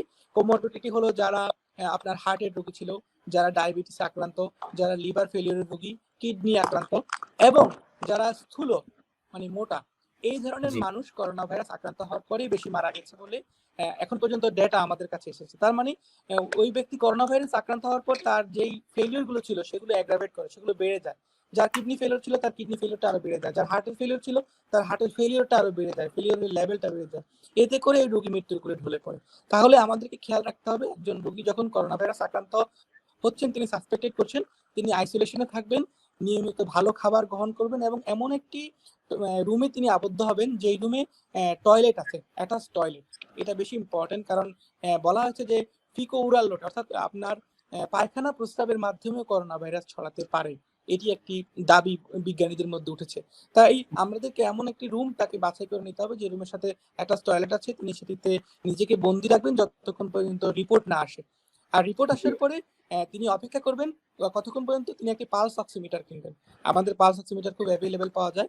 যদি তার পালস অক্সিমিটারের saturation rate, oxygen saturation rate 90% এর বা তার কম হয়ে যায়, 90% বা তার কম, অনেক ক্ষেত্রে 95% বলা হয় ওল্ড এজদের ক্ষেত্রে, বয়স্ক মানুষদের ক্ষেত্রে 95 এর কমে হলে, এবং ইয়াংদের ক্ষেত্রে 90% কম হলে তিনি অবশ্যই হাসপাতালে ডাক্তারের সাথে যোগাযোগ করে হাসপাতালে ভর্তির চেষ্টা করবেন। আইদার তার অক্সিজেন লাগবে অথবা তার ভেন্টিলেশন লাগবে, যে কোনো একটা তার প্রয়োজন হবে। অতএব আমাদেরকে দুইটা জিনিস খেয়াল রাখতে হবে, যে একজন রোগী আক্রান্ত হওয়ার পর টেস্ট আসার আগ পর্যন্ত তিনি আইসোলেশনে থাকবেন, তার হাত এবং নিজেকে বন্দি রাখবেন, প্লাস হলো তিনি পালস অক্সিমিটার দিয়ে সর্বক্ষণ নিজের অক্সিজেন স্যাচুরেশনটা মনিটর করবেন। জি ধন্যবাদ স্যার। আমি আপনার কাছে একটু আসতে চাই, যেহেতু আপনি একটি গার্মেন্টস প্রতিষ্ঠানের কর্ণধার, সেক্ষেত্রে একটি প্রশ্ন না করলেই না যে কিছুদিন আগে আমরা দেখতে পেরেছি যে বাংলাদেশে প্রথম যখন সরকার থেকে লকডাউন দেওয়া হলো তখন 26শে মার্চ পর্যন্ত লকডাউনটা ছিল এবং তারপর যখন সরকার যিনি লকডাউনটা কন্টিনিউ করলো কিন্তু দেখা গেল কি যে বিজিএমইএ প্রত্যেকটা গার্মেন্টস প্রতিষ্ঠান কে চালু করার নির্দেশ দেওয়া হলো। তার পরবর্তীতে যখন আবার ফেসবুকে বা সোশ্যাল মাধ্যমে লেখালেখি হলো আবার তারা সেটাকে পিছিয়ে নিয়ে আবার এপ্রিলের 5 তারিখ পর্যন্ত করা হলো এবং অবশ্যই ওই এপ্রিলের 5 তারিখের পর থেকেই গার্মেন্টস ইন্ডাস্ট্রি গুলো খুলে দেওয়া হলো। তো সেক্ষেত্রে বিজিএমই কিভাবে বা সরকারের সাথে আলাপ আলোচনা না করে কিভাবে সরকারের পুরোপুরি বিপরীতমুখী সিদ্ধান্ত নিয়ে এটা চালু করলো বা এটার ক্ষেত্রে রিস্কটা কোন আমি একটু আপনাকে ধরেন শরীফ মহিউদ্দিন সাহেব যে কথাগুলি বলছেন এটার সাথে ডিসপিউটের কোনো সুযোগ নাই, বাট পরিস্থিতি এবং অবস্থাটা কিন্তু ভিন্ন প্রেক্ষিত। আপনার জাপানের সাথে যদি আপনি বাংলাদেশের তুলনা করেন তুলনার কোনো সুযোগ নাই। আর বাংলাদেশে আঙ্গিকে চিন্তা করতে হবে। যেমন ধরেন আজকে আপনি যে কোশ্চেনটা করছেন গার্মেন্টসকে নিয়ে আর কি আছে, কিন্তু আমরা কিন্তু হেলথ সেক্টর নিয়ে কথা বলার কথা, গার্মেন্টস সেক্টরকে নিয়ে না। আপনি যে কথাটা বলছেন আমি একটু পরিষ্কার করে বলি, খুব পরিষ্কার ভাবে আমি বলি আপনাকে কথাটা। বিজিএমই কোনো ডিরেক্টিভ দেয় নাই। Regulatory body is BGME is not a regulatory body. Regulatory body is a government. এখানে যে কয়টা কনফিউশন তৈরি হয়েছে বরিস জনসনের মতো লোকও কিন্তু প্রপার ডিসিশন দিতে পারে না, আপনাকে বুঝতে হবে। আজকে পৃথিবীটা এত ট্রান্সপারেন্ট, শরীফ মহিউদ্দিন যে কটা কথা বলছে তার প্রতিটি কথা, I am not been a doctor, I know it absolutely, this is all coming on আপনার ইন্টারনেটে, you get all the information. In fact, in many spaces I've been ahead of many people. আমি কি করে জানি অনেকে, how do you know it? I said, you got it on Google, you get it on everything, you're getting it on there. মানে world health organization কিন্তু একটাকে approval দেয়নি, not a single drug they have approved including plasma therapy. এর একটারও কিন্তু কোনো approval নাই। তো মানুষ যখন একটা মৃত্যু যাত্রীকে কি করতে হয় তখন হি টেক্স সামথিং যে আমার কোনো রকমের বাঁচার কোনো সুযোগ আছে কিনা।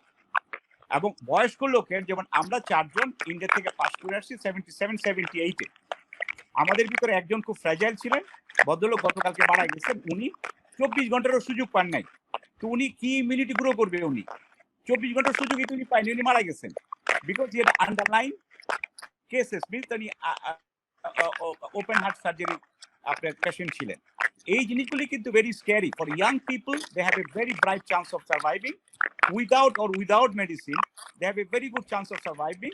যত বয়স বাড়বে, যত ইলনেস থাকবে, ইভেন অ্যানাদার হচ্ছে যে স্থূলকার মানে যারা অবিস, দে অলসো গেটিং আউট, মানে মারা যাচ্ছে 2-3 দিনের ভিতরে। আর আপনার এই যে কথাটা বলছি, আমরা একটা দেশের টেস্ট রেজাল্ট পাইতে আমাদের এখন ঢাকাতে হয়তো 10 দিনও লেগে যেতে পারে, মানে number of transmission is so high and test facility is so low, এটার সাথে ম্যাচ করার কোনো সুযোগ নাই। তখন একটা লোক সিমটমেটিক যদি মনে করে যে আমি 2টা আইভারমেকটিন আর 12 ঘন্টা পর একটা আইভারমেকটিন খেয়ে যদি ভালো হয়ে যেতে পারি, I believe he can take that chances. আমি মনে করি আর কি, কারণ তার তো কোনো ওয়ে নাই। আর এই যে বলছে হসপিটালে তো এখন আপনার কোনো জায়গা নেই। কোভিড পেশেন্টের সাথে যে ট্রিটমেন্ট বাংলাদেশে হচ্ছে এটা অমানবিক। আচ্ছা, এখন আপনি গার্মেন্টস সেক্টরে আসি। গার্মেন্টস সেক্টরে আপনাকে খুব পরিষ্কার কথাগুলি আমি বলি যে BGME was never been the authority. BGB কোনো রকমের ডিরেক্টিভ দেয় না, এখানে ভুল বুঝাবুঝি হয়েছে। কারণ সরকার ছোট্ট একটা রুম দিছে, যাদের ইমার্জেন্সি তারা খুলতে পারবে। দেশের বাড়িতে ওয়ার্কাররা চলে গেছে, আসছে। এর প্রতিটা পদক্ষেপগুলিকে হয়েছে কি আপনাকে সোশ্যাল মিডিয়া এটা নিয়ে এত হইচই করছে যে সবাই মনে করছে গার্মেন্টস মালিকরা জানি কি ভুল করছে। আসলে এখানে সবাই ভুল করছে। It is not a question of garments owner. Boris Johnson কেন আগে আপনার লকডাউন করে নাই? আপনাকে একটু থামাবো যে আপনার এইটার সাথে গার্মেন্টস রিলেটেড আরেকটা প্রশ্ন, যেহেতু আপনি একজন গার্মেন্টস এর কর্ণধার, যেহেতু এখন গার্মেন্টস গুলো ওপেন করে দেওয়া হয়েছে, আপনি আপনার গার্মেন্টস এখন শ্রমিকদের নিরাপত্তার জন্য বা কি ধরনের মেজারমেন্ট গুলো বা স্বাস্থ্য নিরাপত্তার জন্য মেজারমেন্ট গুলো? এখন আপনাকে আসতেছি, প্রথম হচ্ছে আমি উল্টা দিক থেকে আসতেছি। 50% garments will be shut down বাংলাদেশে। যে গার্মেন্টস এর এগেইনস্টে অ্যান্টি প্রপাগান্ডা দেশি বিদেশি সবাই মিলে যে করছে, half of the garments will go down. Trust me, we are only, আমাদের প্যান্ডোরা বক্সের মাত্র ওপেনিং হয়েছে। আর you will see where we come. আজকে আগামী 15 দিন পরে, আগামী 6 মাস পরে দেখবেন যে 50% গার্মেন্টস উইল বি ওভার। এখন গার্মেন্টস ফ্যাক্টরির ভিতরে সোশ্যাল ডিস্টেন্স মেনটেন করে কিছু ফ্যাক্টরি পারবে, 50% ফ্যাক্টরি পারবে, এর বাইরে ওরা পারবে না। আমরা আমাদের ফ্যাক্টরিতে, সোয়েটার ফ্যাক্টরিতে যেহেতু অটোমেটিকলি আমরা সবকিছু আমাদের অটোমেটিক মেশিন, এখানে আমাদের সোশ্যাল ডিস্টেন্স থেকে শুরু করে, ডিসইনফেকশন থেকে শুরু করে, মাস্ক থেকে শুরু করে, টেম্পারেচার নাও তো সবই আমরা করতেছি। আপনাকে ছোট্ট একটা নিউজ দেই, যে নিউজ তো সবাই জানে। আপনি বলেন এত যে গার্মেন্টস নিয়ে এত কথা হয়েছে, কয়টা গার্মেন্টস কর্মী মারা গেছে? এখনো পর্যন্ত রেকর্ডেড কোনো গার্মেন্টস কর্মী মারা যায়নি, কিন্তু 16 জন পুলিশ মারা গেছেন, পুলিশ অফিসার এন্ড পুলিশের 16 জন এই পর্যন্ত মারা গেছেন। কিন্তু গার্মেন্টসের 30 থেকে 40 লক্ষ লোকের ভিতরে কিন্তু একজন এখনো রেকর্ডেড মারা যায়নি, বিকজ এখানে ইয়াং ফোর্স কাজ করে। আচ্ছা, আমার বিশ্বাস আর কি আপনার এই সাংবাদিক থেকে শুরু করে সবাই কিন্তু মারা গেছে, কিন্তু গার্মেন্টস সেক্টর একজনও কিন্তু মারা যায়নি। এখন আমরা মেজারমেন্ট নিছি কি? আমরা তো অবশ্যই কিছু মেজারমেন্ট নিছি, কারণ কিছু প্রিকশন ছাড়া তো আপনি ফ্যাক্টরি চালাইতে পারবেন না, এটি আউট অফ কোশ্চেন। এখন এ কতটুকু নিতে পারছে, I am quite happy the way we are taking it. Other factory পারছে কিনা আমি জানি না, তবে আমি বিশ্বাস করি বাংলাদেশে 50 থেকে 60% ফ্যাক্টরি অনেক ভালো প্রিপারেশনে চলে গেছে, আস্তে আস্তে সবাই চলে যাবে। অ্যাজ আই সেড, বরিস জনসনের ডিসিশনও কিন্তু কারেক্ট হয় নাই। বরিস জনসন এখন তুলবে কি খুলবে না নিয়ে অনেক কথা হচ্ছে, এখনো কিন্তু তাদের দেশে এভারেজে 400-500 লোকজন মারা যাচ্ছে। সেই জায়গা থেকে আমরা অনেক ভালো অবস্থানে আছি, কিন্তু অবস্থানটা আমরা কতদিন ধরে রাখতে পারবো? And garments is not the only sector, এখানে অনলি আপনার 30 লক্ষ থেকে 40 লক্ষ কাজ করে। বাংলাদেশে ওয়ার্কিং ক্লাস আছে মিনিমাম 3 কোটি, বাকিদের কোনো কথা কিন্তু আসতেছে না। তারা কি স্বাস্থ্যবিধি মেনটেন করতেছে? এই যে লোকজন আপনার বাসে উঠতেছে, নামতেছে, বাজারে যাচ্ছে, কোথায় সোশ্যাল ডিস্টেন্স, কোথায় মাস্ক, কোথায় স্যানিটেশন? সেই তুলনায় garments is much ahead of anybody in Bangladesh. জি, আমরা আশা করব সবাই স্বাস্থ্যবিধি মেনে অবশ্যই চলবেন, যেহেতু বাংলাদেশে কি আরেকটা দুঃসংবাদ আমি দেই আপনাকে। জি, আজকে যে গার্মেন্টস এর কোশ্চেন আপনি করছেন, আজকে আমাদের এন্টায়ার টপিকটা garments is a part of it. Garments is a very prime sector of Bangladesh, এটা আসতেই পারে। ইউনাইটেড হসপিটালে যে মেকশিফট আপনার ইয়ে করছে, আপনার মেকশিফট ক্যাম্প করে আপনার 5 জন রোগীকে মারছে।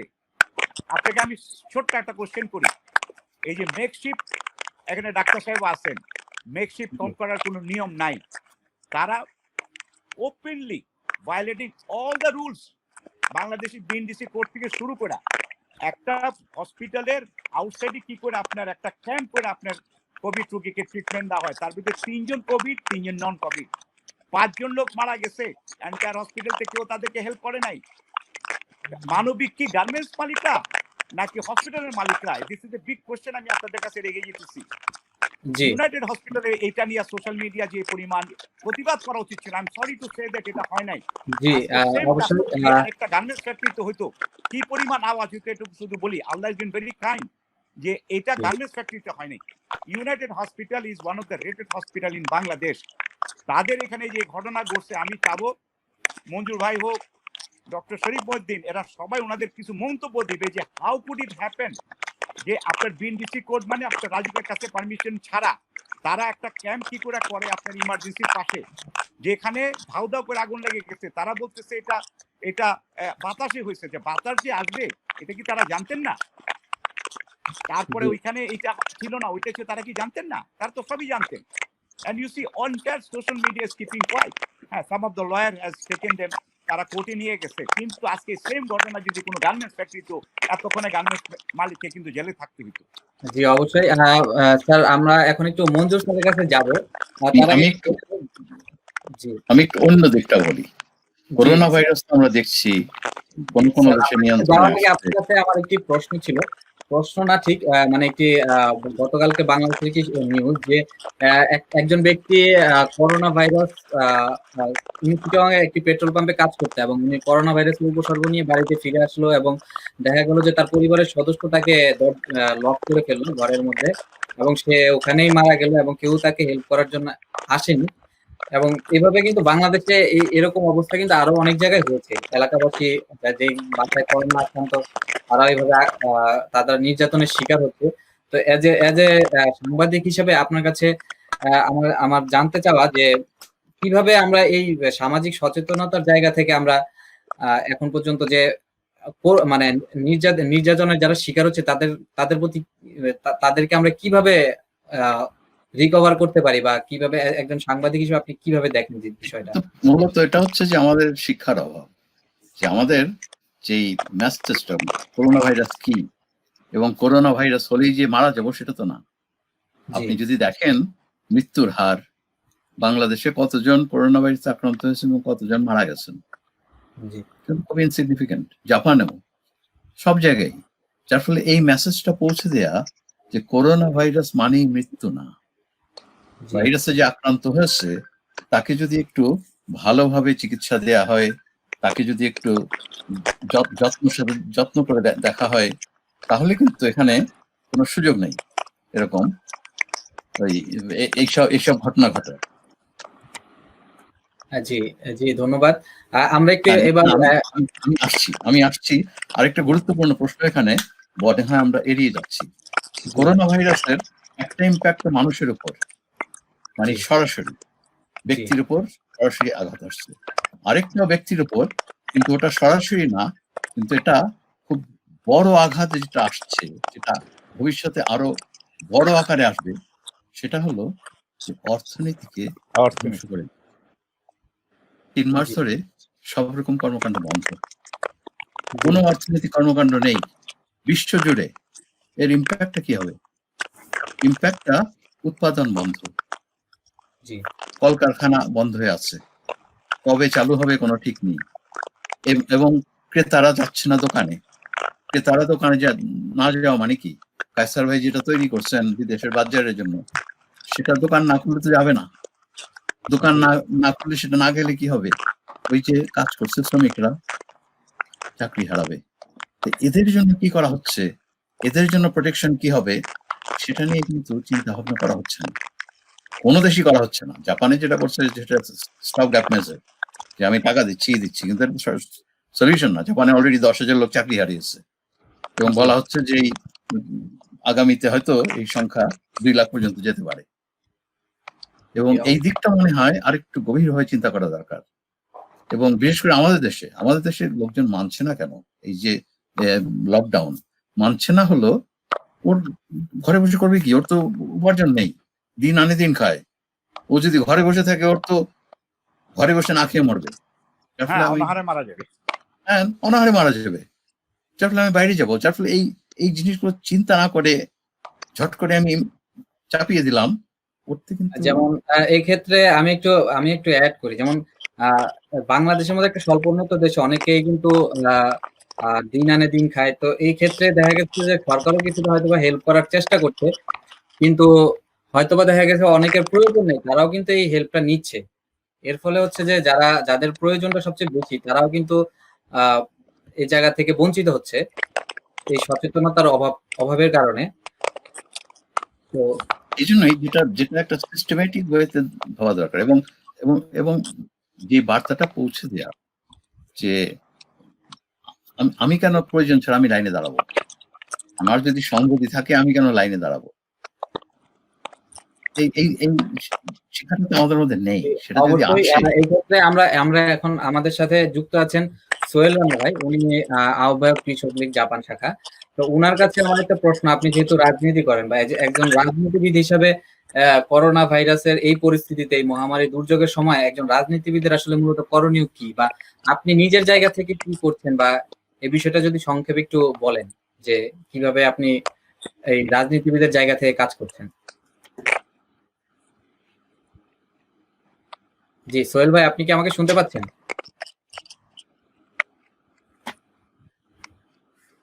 যে ওনার হয়তো লাইনে একটু সমস্যা হচ্ছে।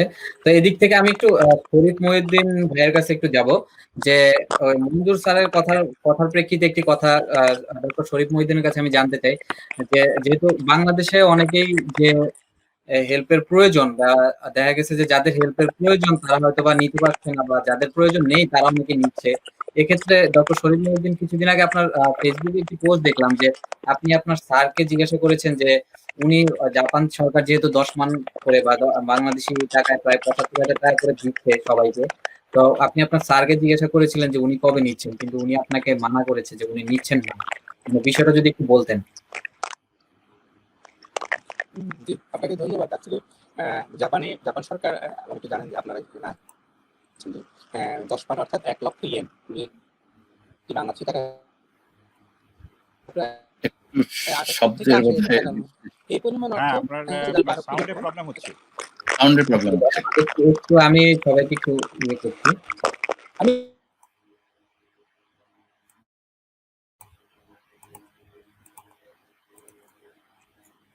জি, সাউন্ড এখন ঠিক আছে? হ্যাঁ, এখন হ্যাঁ, কিছুটা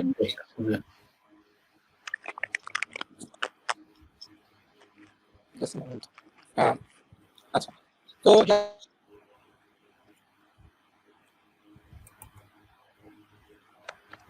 আহ, জি, ডক্টর শরীফ মহিউদ্দিনের লাইনটা হয়তো বা এখন একটু কেটে যাচ্ছে। আচ্ছা, আমি যাই হোক, বলবো হ্যাঁ, হ্যাঁ, আমি কি একটু অ্যাড করব? আপনি কি আমাকে শুনতে পাচ্ছেন? জি, জি, শুনতে পাচ্ছি। আমি একটা জিনিস অ্যাড করতে চাই। It was hurting me for a long time. জি, যেটা মঞ্জু ভাই অনেক ভালোভাবে বলেন, কিন্তু আমি একটু শক্তভাবে বলি। আমরা মানবিক দেশ হিসেবে নিজেদেরকে প্রমাণ করতে পারি নাই। খুব দুঃখের সাথে আমি বলি, উদার অর্থনীতির নামে আমরা এত উদার হয়ে গেছি যে আমরা গরিবের কথা কমপ্লিটলি ভুলে গেছি।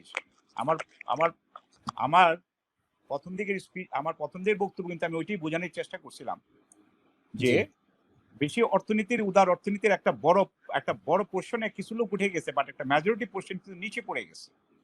সুষম বন্টনের কোনো সুযোগ আমাদের দেশে এখন নাই, হয়ও নাই। যেটা এক সময় বঙ্গবন্ধু পিছনে আমরা দেশে আমরা যুদ্ধে গেছি, ওখানে কিন্তু একটা সমাজতন্ত্রের একটা বড় কথা ছিল।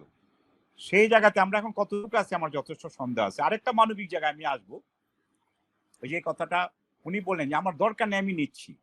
আমরা শুনতেছি যার চাউল বাড়িতে নিয়ে লুকায় রাখছে। এটার সলিউশন তো মঞ্জু ভাই জাপান থেকে বসে দিতে পারবে না। এইটার সলিউশন তো এই দেশের সরকার এবং তার দলের লোকজন কেটে দিতে হবে। এটা তো আমাদের মতো লোকের পক্ষে কোনোদিনই সম্ভব না। আমরা যতই এখানে সুন্দর কথা বলি না কেন, আমরা কিন্তু মাটিকে ইমপ্লিমেন্ট করতে পারবো না। ইমপ্লিমেন্টটা কিন্তু সরকারকে তার মেশিনারি এবং ওনাদের মাধ্যমে করতে হবে।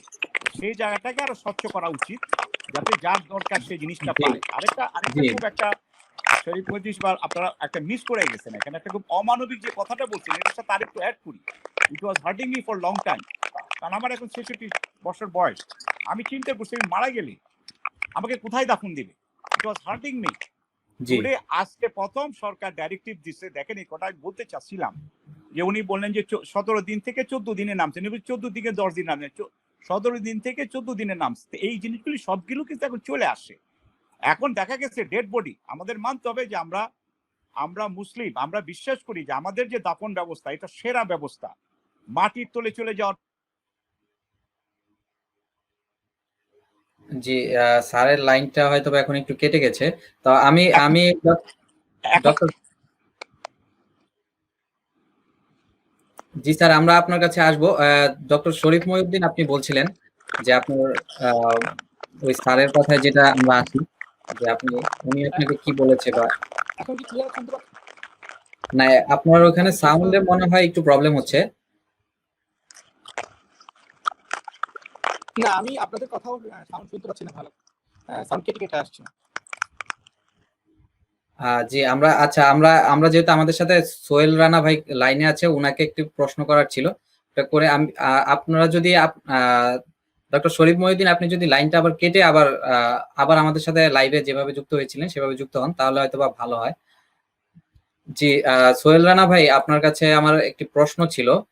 তো প্রশ্নটা হয়তোবা আপনি শুনতে পেয়েছেন। প্রশ্নটা হচ্ছে যে রাজনীতিবিদ হিসেবে আপনার করণীয় বা আপনি কিভাবে করছেন, বা সেটা যদি আপনি একটু বলতেন। ধন্যবাদ। আজকে সকলকে পেয়ে খুবই আনন্দিত হয়েছি।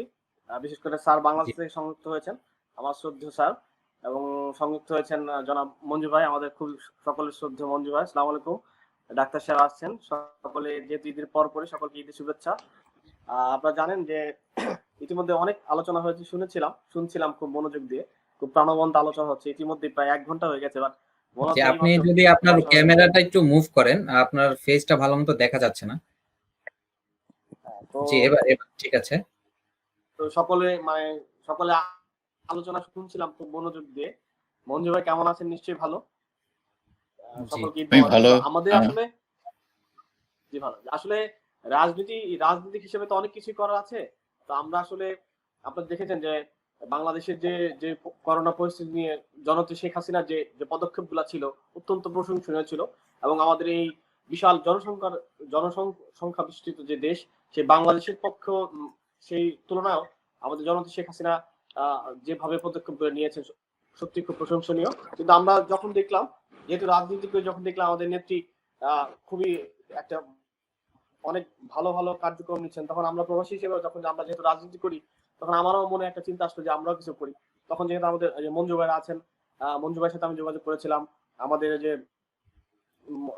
জাপান আওয়ামী লীগের আহ্বায়ক আছেন, আমাদের জয়েন্ট কনভেনর আছেন আমাদের মাসুম ভাই, মাজার ইসলাম মাসুম ভাই, ওনার সাথে আমি আলোচনা করেছি, স্বেচ্ছাসেবকের সাথে আলোচনা করেছি। সকলে মিলিয়ে আমরা একটা কম্বাইন্ড একটা চিন্তা করেছিলাম যে কিছু একটা করা যায় কিনা। কারণ আপনারা জানেন করোনার পরিপ্রেক্ষিতে কিন্তু অনেকের কাজ চলে গিয়েছিল, অনেকের কাজ ছিল না।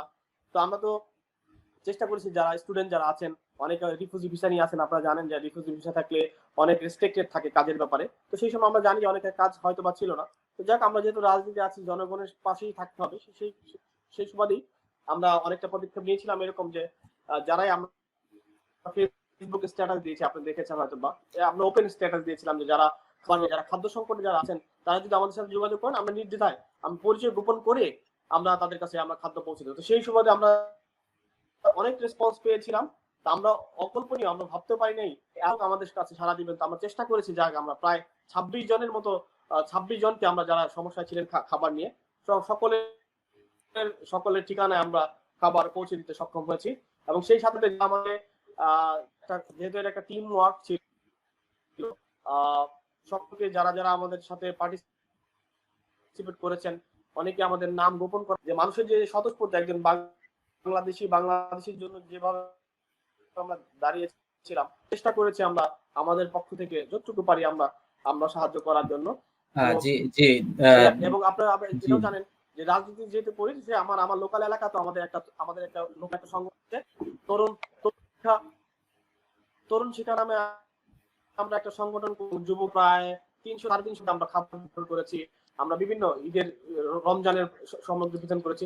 আমরা চেষ্টা করেছি আমাদের নেত্রীর পাশাপাশি নেত্রীর নির্দেশনাগুলাই মানে আমরা যেখানেই থাকি না কেন, বিশ্বের যেখানেই থাকি না কেন, আমরা বিশ্বাস করি আমরা যেহেতু একটা আদর্শ নিয়ে থাকি, আমরা নেত্রীর নির্দেশনাই মানার আমরা চেষ্টা করেছি এই যে রাজনীতিবিদ হিসাবে। ইনশাআল্লাহ আরো সামনে আমরা আরো জি ধন্যবাদ। ধন্যবাদ। এক্ষেত্রে আমরা একটু দর্শকের কথা বলে নেই। আমাদের সাথে অনেক দর্শক যুক্ত হয়েছেন এবং উনি আমাদেরকে ওনারা শুভকামনা জানিয়েছেন। বাংলাদেশ থেকে নোমান হোসেন, দেওয়ান হোসেন মোহাম্মদ মাহবুব, তারপর আমাদের সাথে অবশ্যই মোহাম্মদ নেওয়াজ শরীফ তালুকদার, ডক্টর শরীফ মহিউদ্দিনকে ধন্যবাদ জানিয়েছেন। এছাড়া আমাদের সাথে যুক্ত হয়েছেন আশিকুল ইসলাম, রঞ্জিতা হাসান এবং আমাদের সাথে আরো যুক্ত হয়েছেন রেজাউল হক। এখানে রেজাউল হক নামে একজন প্রশ্ন করেছেন ডাক্তারের কাছে, যে ডাক্তার সাহেবের কাছে প্রশ্ন যে যারা ধূমপান করেন তারা কি করোনা আক্রান্তের সম্ভাবনা বেশি, বা আক্রান্ত ব্যক্তিকে সহজে তারা দুর্বল করতে পারে কিনা এই বিষয়ে। তো এই বিষয়ে আমরা ডাক্তার শরীফ মহিউদ্দিনের কাছে যাচ্ছি, যে এই বিষয়ে আপনার মতামতটা জানাবেন। ধন্যবাদ। আপনাকে ধন্যবাদ। ধূমপানের বিষয়টি আগে বলি। করোনা ভাইরাস আক্রান্ত যেসব রোগীরা মারা গিয়েছে তাদের মধ্যে ইয়াং যে পিপল মারা গেছে, যেমন যাদের বয়স 50-এর নিচে, এই ধরনের যে ধরনের রোগী মারা গেছে, দেখা গেছে কিছু কোমরবিডিটি ছিল। কোমরবিডিটি আমি বলেছি যে হার্টের অসুখ, লাংসের অসুখ, এগুলো তো ছিলই, সাথে যারা ধূমপান করে তাদের মৃত্যুর হার করোনা ভাইরাসে সবচেয়ে বেশি। কেননা রোগ প্রতিরোধ ক্ষমতা লাংসের, যেটি ফুসফুসের রোগ প্রতিরোধ ক্ষমতা ধূমপানের কারণে আগে থেকে কমে থাকে। তখন যখন সে ভাইরাস আক্রান্ত হয় সহজেই ভাইরাস তাকে কোপ করে। শুধু তাই নয়, যারা নিয়মিত মদ পান করে এই ধরনের রোগীও করোনা ভাইরাস আক্রান্ত হবে। আপনার যে অস্বাভাবিক জীবনযাপন যাদের ছিল, করোনা ভাইরাস কিন্তু আমাদের জন্য একটা শিক্ষক হিসেবে এসেছে। আমি এটি বারবার বলেছি যে একটি জাতির যে শিক্ষা ব্যবস্থা, জাতির রাষ্ট্র ব্যবস্থা, সমাজ ব্যবস্থা যে কতটা ভঙ্গুর, এবং আমরা যে মানে উপর দিয়ে সাজানো গোছানো, উপরে যদি বলে যে উপরে ফিটফাট ভিতরে সদরঘাট, এটা যদি বলে, এটা হলো বাস্তব উদাহরণ। তো একটি জাতির ভিতরে যে সদরঘাট, এটি আসলে মুখোশটা উন্মোচন করে দিচ্ছে সদরঘাটে। আমি আপনাকে আজকে যে কথাটি বলতে চাচ্ছিলাম, আপনি আমাকে প্রশ্ন করেছেন যে আসলে জাপানিজদের, প্রতিটা জাপানি নাগরিক নয়, শুধু বিদেশি নাগরিকদেরকেও যারা বৈধভাবে জাপানে বসবাস করছেন তাদেরকে জাপান সরকার আর্থিক সহযোগিতা করার পরিকল্পনা করেছে। সেটি হলো বাংলাদেশি টাকায় প্রায় 80,000 টাকা। তো দেখা গেল আমি তখন এই টাকার জন্য আমি যেহেতু আমি বাংলাদেশি এবং আমার কালচারই এমন এমন ছোটবেলা থেকে আমি বড় হয়েছি যে নগদ চা পাও হাত পেতে নাও বাকির খাতায় শূন্যতা। সেই অবস্থান থেকে আমি আমার শিক্ষক বা অন্যান্য কলিগদেরকে যখন বললাম যে তোমরা কি টাকাটা নিবে না, এর জন্য আবেদন করতে হয়। তারা বলল যে আমরা কেন নিব, আমরা তো ক্ষতিগ্রস্ত হইনি কোনোভাবে। প্লাস তারা বলছে যে তাদের বেতন একদিনের জন্য বন্ধ হয়নি, তাদের দরকার নেই। অতএব তারা অপেক্ষা করছে সেই সকল মানুষদের জন্য যাদের জিনিসটি দরকার। তখন আমি চিন্তা করলাম যে তাদের এই জায়গাটা তারা আজকে তো একদিনে মানুষ আসলে সৎ হতে পারে না, মানুষকে সৎ হতে হয় ছোটবেলা থেকে। একজন মানুষ আমাদের স্কুলের যে শিক্ষাটা আমাদের ক্লাস 1 থেকে আমাদের স্কুলগুলোতে আমরা কি করি, বাচ্চাদেরকে পরীক্ষায় লাগিয়ে দিই যে পরীক্ষায় তোমাকে ফার্স্ট হতে হবে। একটা ক্লাস 1 এর বাচ্চা ম্যাথে 100 তে 100 পেতে হবে। আরে সে 100 পেয়ে কি লাভ হবে যদি সে তার মধ্যে মানবিকতা গড়ে না তুলতে পারি। আমাদের মধ্যে আমরা ছোটবেলা থেকে স্কুলগুলোতে আমাদের শিক্ষা ব্যবস্থার মধ্যে আমরা মানবিকতা নৈতিকতার এই জায়গাটাকে আমরা গড়ে তুলতে পারিনি। সেজন্য আমরা ডাক্তার যিনি চিকিৎসক হচ্ছেন তিনি অসৎ চিকিৎসক হচ্ছেন, তিনি পয়সা কামানোর জন্য চিকিৎসক হন।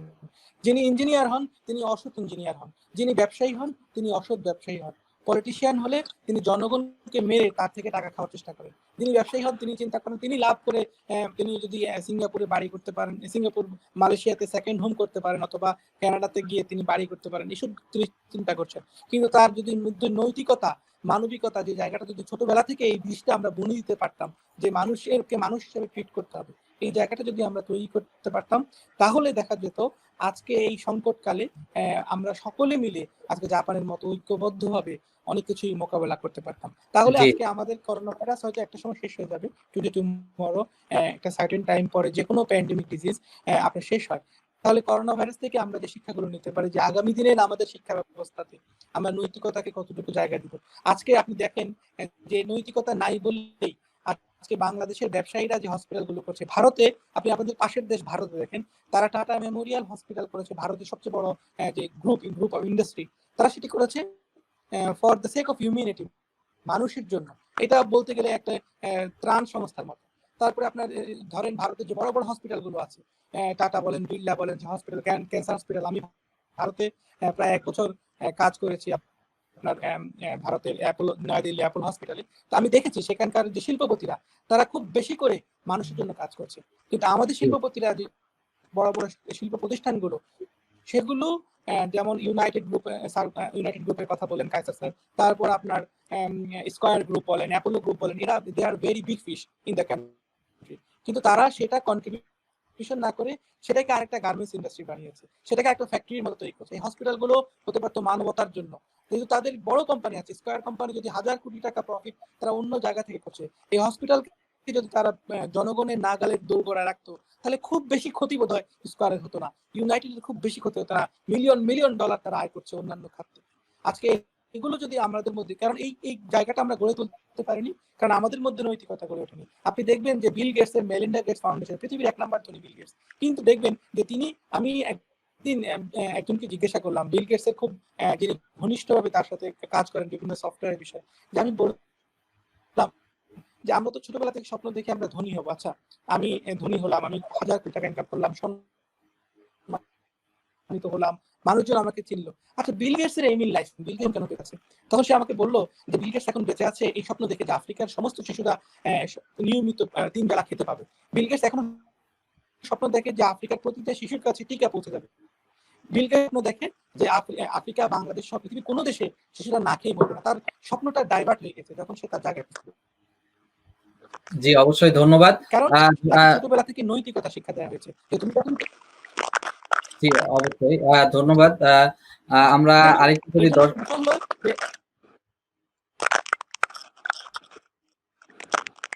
জি ডক্টর শরীফ মহিউদ্দিন আপনি, হ্যাঁ ধন্যবাদ আপনাকে।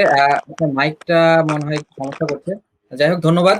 আমরা আরেকটু যদি দর্শকের দিকে যাই, যে আমাদের যারা দর্শক আছেন, এর আগে এমডি রিয়াজুল হকের প্রশ্ন পড়েছি, এর মধ্যে আমাদের আরো শুভকামনা জানিয়েছেন বিপ্লব হোসেন, তারপর শুভকামনা জানিয়েছেন মোহাম্মদ ইউসুফ ভুঁইয়া, তারপর তরিকুল ইসলাম, এবং আরো যুক্ত আছেন আমাদের সাথে দর্শক শামীম সরকার।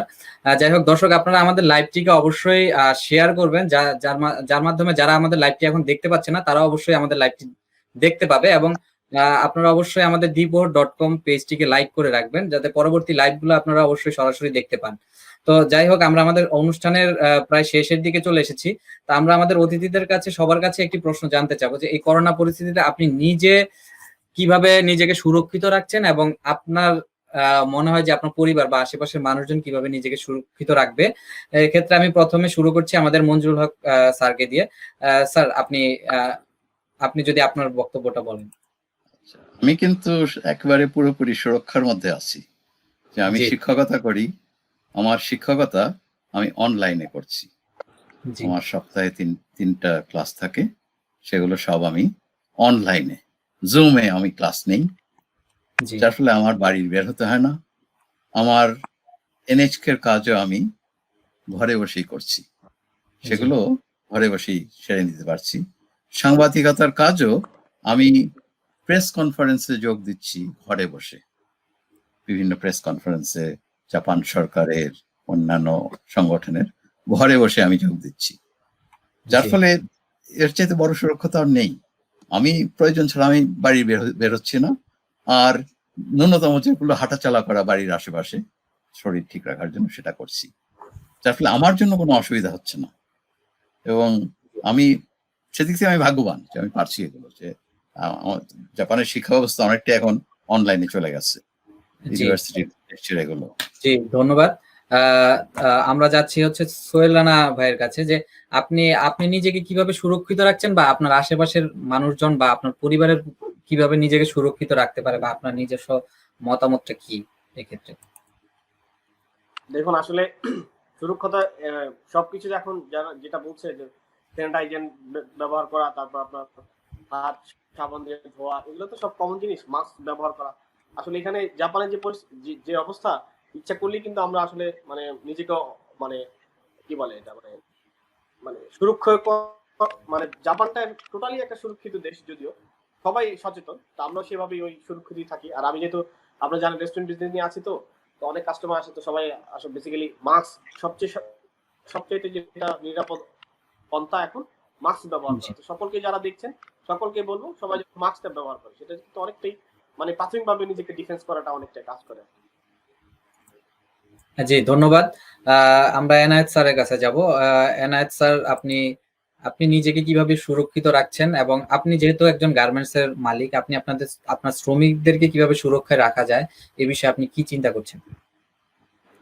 আমি আপনাকে তো ওই একটু আগেও বলছিলাম, শরীফ মেহেদী সাহেব পরে কথাগুলি বলছে যে আমরা মানবিকতা থেকে অনেক দূরে আছি বাংলাদেশি লোকেরা। আমরা ব্যবসায়ী বলি, শিল্পপতি বলি, সরকারি কর্মচারী বলি, পলিটিশিয়ান বলি, আমরা সবার ভিতরে একটা বড় ধরনের বিচ্যুতি আসছে। আমাদের শিক্ষা ব্যবস্থায় আদাসের পানিতে আদাসের দুধ দিলে কি রেশিও, এটা আমাদের পড়ানো হয়েছে ছোটবেলার থেকে, কিন্তু ভালো মানুষ হওয়ার কথা খুবই কম বলা হয়েছে। আমাদের সময় যেটুকু ছিল এখন ওইটুকু নাই। আমাকে নিজেকে সুরক্ষিত রাখার কোনো সুযোগ নাই। আমি যদি আমার বাড়িতে হয়তো আই ক্যান অ্যাফোর্ড ইট, আমি বাসা থেকে আমি কাজ করতেছি, কিন্তু আমি নিজেকে কিভাবে সুরক্ষিত করব? আমার দেশ তো সুরক্ষিত নয়। এই হাজার হাজার মানে কোটি কোটি দেশের মানুষে, এটা আমাদেরকে ডিপেন্ড করতে হবে নেচারের উপরে, আল্লাহর উপরে, এছাড়া কোনো রাস্তা নেই। হ্যাঁ, আমি নিজেকে হয়তো আমার ঘরের ভিতরে আমি আটকায় রাখছি, আমি টেলিফোনে আমার কাজ করার চেষ্টা করতেছি। আমাদের ফ্যাক্টরিতে, টু বি ভেরি অনেস্ট, আমি 25শে মার্চে আমরা একটা ফ্যাক্টরি পুরো বেতন দিয়ে আমরা তাদেরকে ছেড়ে দিই। আমি নিজেও ফ্যাক্টরি খোলা নিয়ে এবং বন্ধ করা নিয়ে, আমি খোলা নিয়ে স্পেশালি আমি নিজেও দুর্দনমান ছিলাম, কারণ আমি জানি না এটা রিয়াকশনটা কি হবে। কিন্তু আমরা খুব সুন্দরভাবে এটা গুছাই নিচ্ছি, ওই টেম্পারেচার, প্রত্যেকের টেম্পারেচার নেওয়ার পরে, প্লাস আমরা আরেকটা আমাদের মাইকে অ্যাওয়ারনেস করতেছি, তোমরা কোনো রকম সিকনেস ফিল করলে প্লিজ ডু নট হাইড, কোনো হাইড করবা না। আগে তো আমরা যে ওই যে ইলেকট্রনিক আপনার ওদেরকে হাত ধুয়ে, তারপর ওদের পায়ে কাপড় করে, তারপর মাস্ক দেওয়া থেকে শুরু করে তাদেরকে ডিস্টেন্সেও সবই আমরা করতেছি যতটুকু সম্ভব বাংলাদেশি কনটেক্সটে, বা আরেকটু বেটার হয়তো আমরা করতে পারতেছি। কিন্তু আরেকটা অ্যাওয়ার করতেছি আমরা মাইকে, যে তোমাদের কোনো রকমের কোনো অসুবিধা থাকলে ফরগডস সেক তোমরা মানে গো টু দ্য হসপিটাল আর বি অ্যাট হোম, নিজেকে আইসোলেট করে রাখো, ফ্যাক্টরিতে আসো না। এছাড়া তো আমাদের খুব বেশি কিছু করার নেই। আমি নিজেকে হয়তো বাসায় গিয়ে কাজ করতেছি, কিন্তু আমি একটা পয়েন্ট আপনাদের সবার কাছে যেটা বলতে চাচ্ছিলাম, আজকে 4 মাস পরে বাংলাদেশ সরকার থেকে, বা 3 মাস পরে যে বিজ্ঞপ্তিটা, আমি খুব খুশি হয়েছি। I was very unhappy. একটা ডেড বডি কেন ডিমার্কেটেড হবে কোভিড আর non Covid? Dead body is a dead body. আমরা আজকে বাংলাদেশ সরকারের তরফ থেকে বলা হয়েছে 3 ঘন্টা পরে, আমি বলি যে 3 ঘন্টা না, এটা 4 ঘন্টা পরে একটা ডেড বডি থেকে আর স্প্রেডিং হয় না।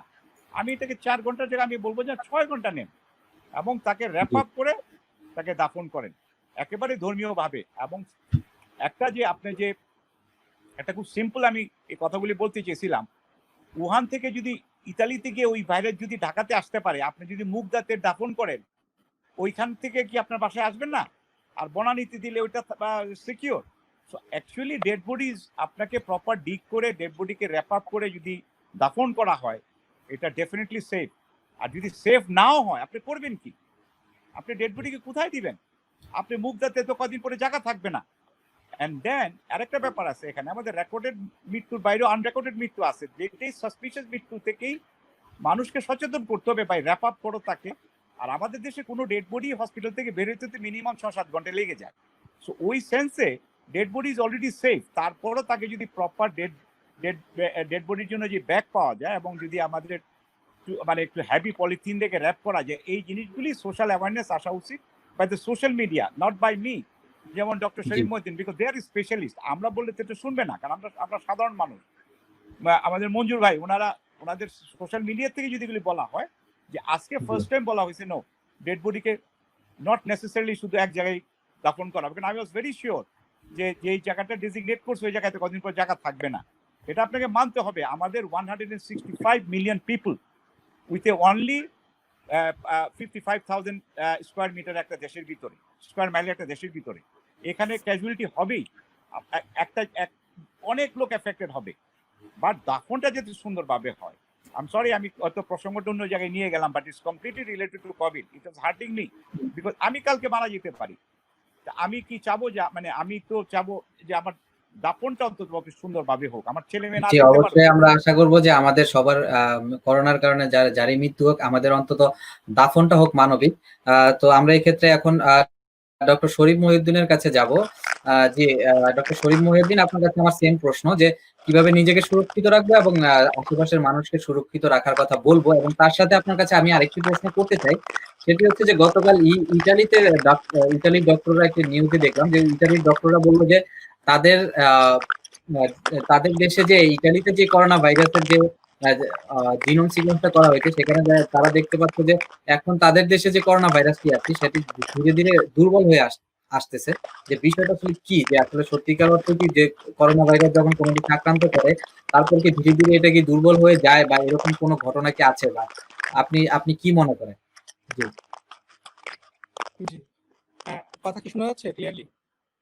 জি, শুনতে পাচ্ছি।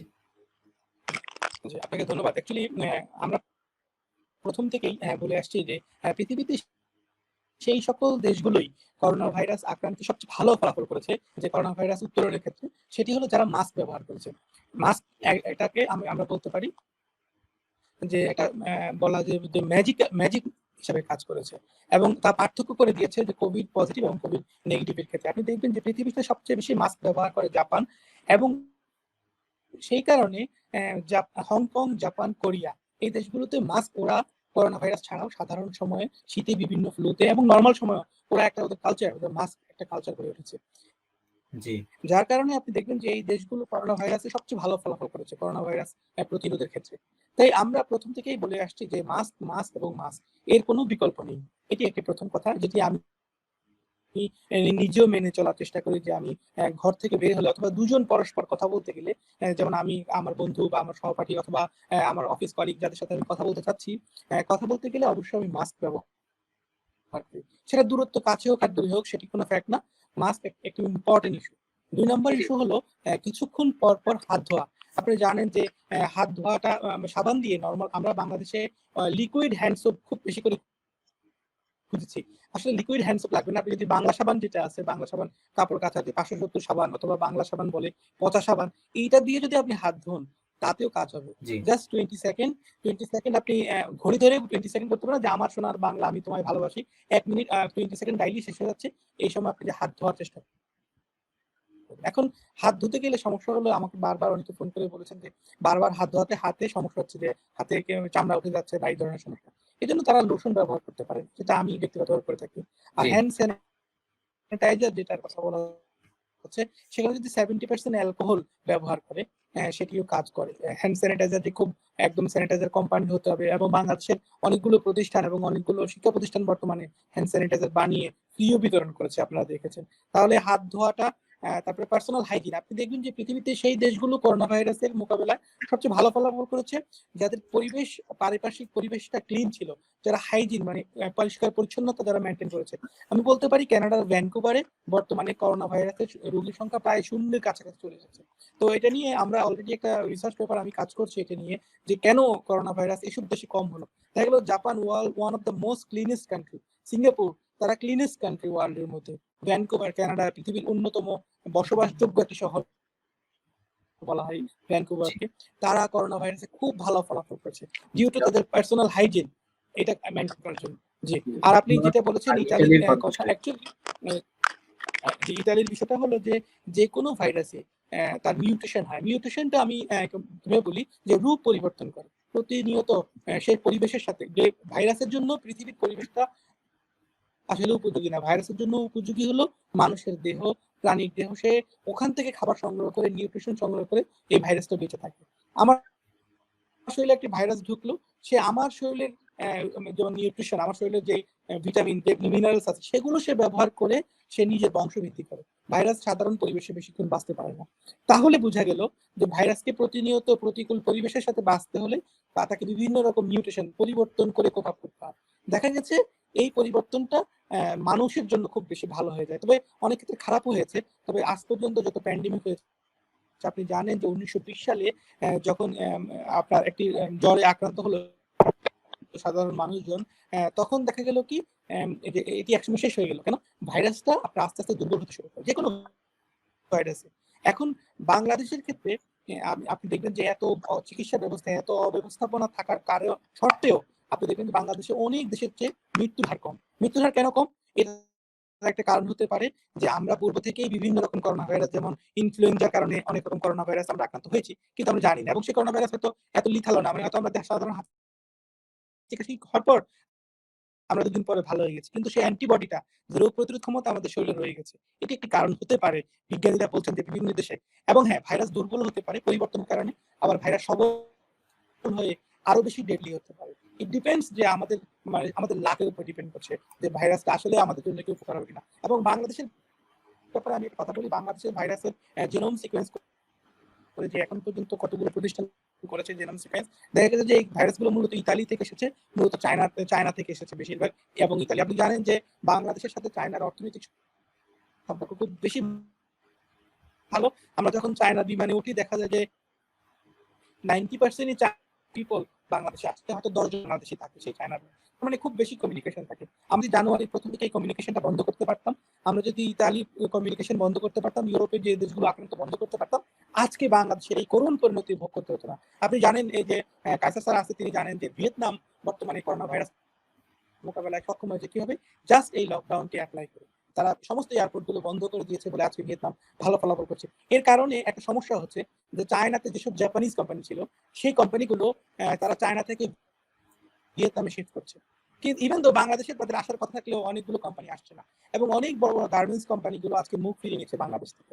আমি বায়াররা মুখ ফিরিয়ে নিচ্ছে বাংলাদেশ থেকে, তারা ভিয়েতনামের দিকে ফিরে যাচ্ছে। আপনি দেখবেন যে ইউনিক্লো বা জিইউ যে কোম্পানিগুলো জাপানে আছে, তারা আগে মেড ইন বাংলাদেশ শার্ট অহরহ পাওয়া যেত, কিন্তু এখন মেড ইন ভিয়েতনাম। এবং এই শার্টগুলো মানে, তার মানে বোঝা যাচ্ছে যে তাদের ফ্লোটা বেড়ে যাচ্ছে। আমি এই জন্য স্যারকে ধন্যবাদ দিব যে স্যাররা আসলে না পারছে বলতে, না পারছে সইতে, কিন্তু স্যারদের আসলে কিছু করার নেই। এই মুহূর্তে বাংলাদেশের অর্থনীতি আগামী 6 মাস পরে বোঝা যাবে যে বাংলাদেশের অর্থনীতি আসলে কোথায় গিয়ে ঠেকেছে। তাও আমরা আশাবাদী যে মাননীয় প্রধানমন্ত্রী তিনি বাংলাদেশের মানুষের জন্য, তিনি জাতির জনকের কন্যা, এবং তিনি ঐতিহাসিকভাবেই তার পরিবার বিভিন্ন সংকটে, জাতির সংকটের মোকাবেলা করে এবং জাতিকে একটি নতুন পথের দিশা এই পরিবার থেকে সবসময় দেওয়া হয়েছে একটি সংকটময় মুহূর্তে। তাই আমি আশা করবো যে পৃথিবীর এই সংকটময় মুহূর্ত পৃথিবীর জন্য নয়, এটি শুধু বাংলাদেশের জন্য নয়, সারা পৃথিবীতে এই সংকট চলছে, যেখানে ডোনাল্ড ট্রাম্পের মতো শক্তিশালী প্রেসিডেন্ট আমেরিকার, তিনিও নিয়মিত হতাশ হয়ে এমন বক্তব্য দিচ্ছেন যেটি সাধারণ মানুষের দেওয়ার শোভা পাচ্ছে না। কিন্তু আমাদের সরকার প্রধান, আমরা আজকে যে এত কিছু নাই থাকা সত্ত্বেও, আমার কথা কি শোনা যাচ্ছে? জি, শুনতে পাচ্ছি। হ্যালো, জি, এত কিছু নাই থাকা সত্ত্বেও যে আমরা নাই এর জায়গায় তিনি এইটি মোকাবিলার চেষ্টা করছেন, সেজন্য আমরা সরকার প্রধানকে ধন্যবাদ দিতে চাই এবং আমরা বলতে চাই যে আসলে সামনের দিনগুলোতে আমাদেরকে কি করে আগাতে হবে, এই করোনা ভাইরাস হয়তো আমাদেরকে নতুন শিক্ষা দেবে এবং বাংলাদেশ এই মাননীয় প্রধানমন্ত্রী এবং তার এই পরিবারের মানুষের মাধ্যমে পূর্বে যেভাবে সংকট অতিক্রম করেছে সামনের দিনগুলোতে অতিক্রম করতে পারবে, এই আশাবাদ আমি ব্যক্ত করছি। জি, ধন্যবাদ। ধন্যবাদ অতিথি, আপনাদের সবাইকে অসংখ্য ধন্যবাদ।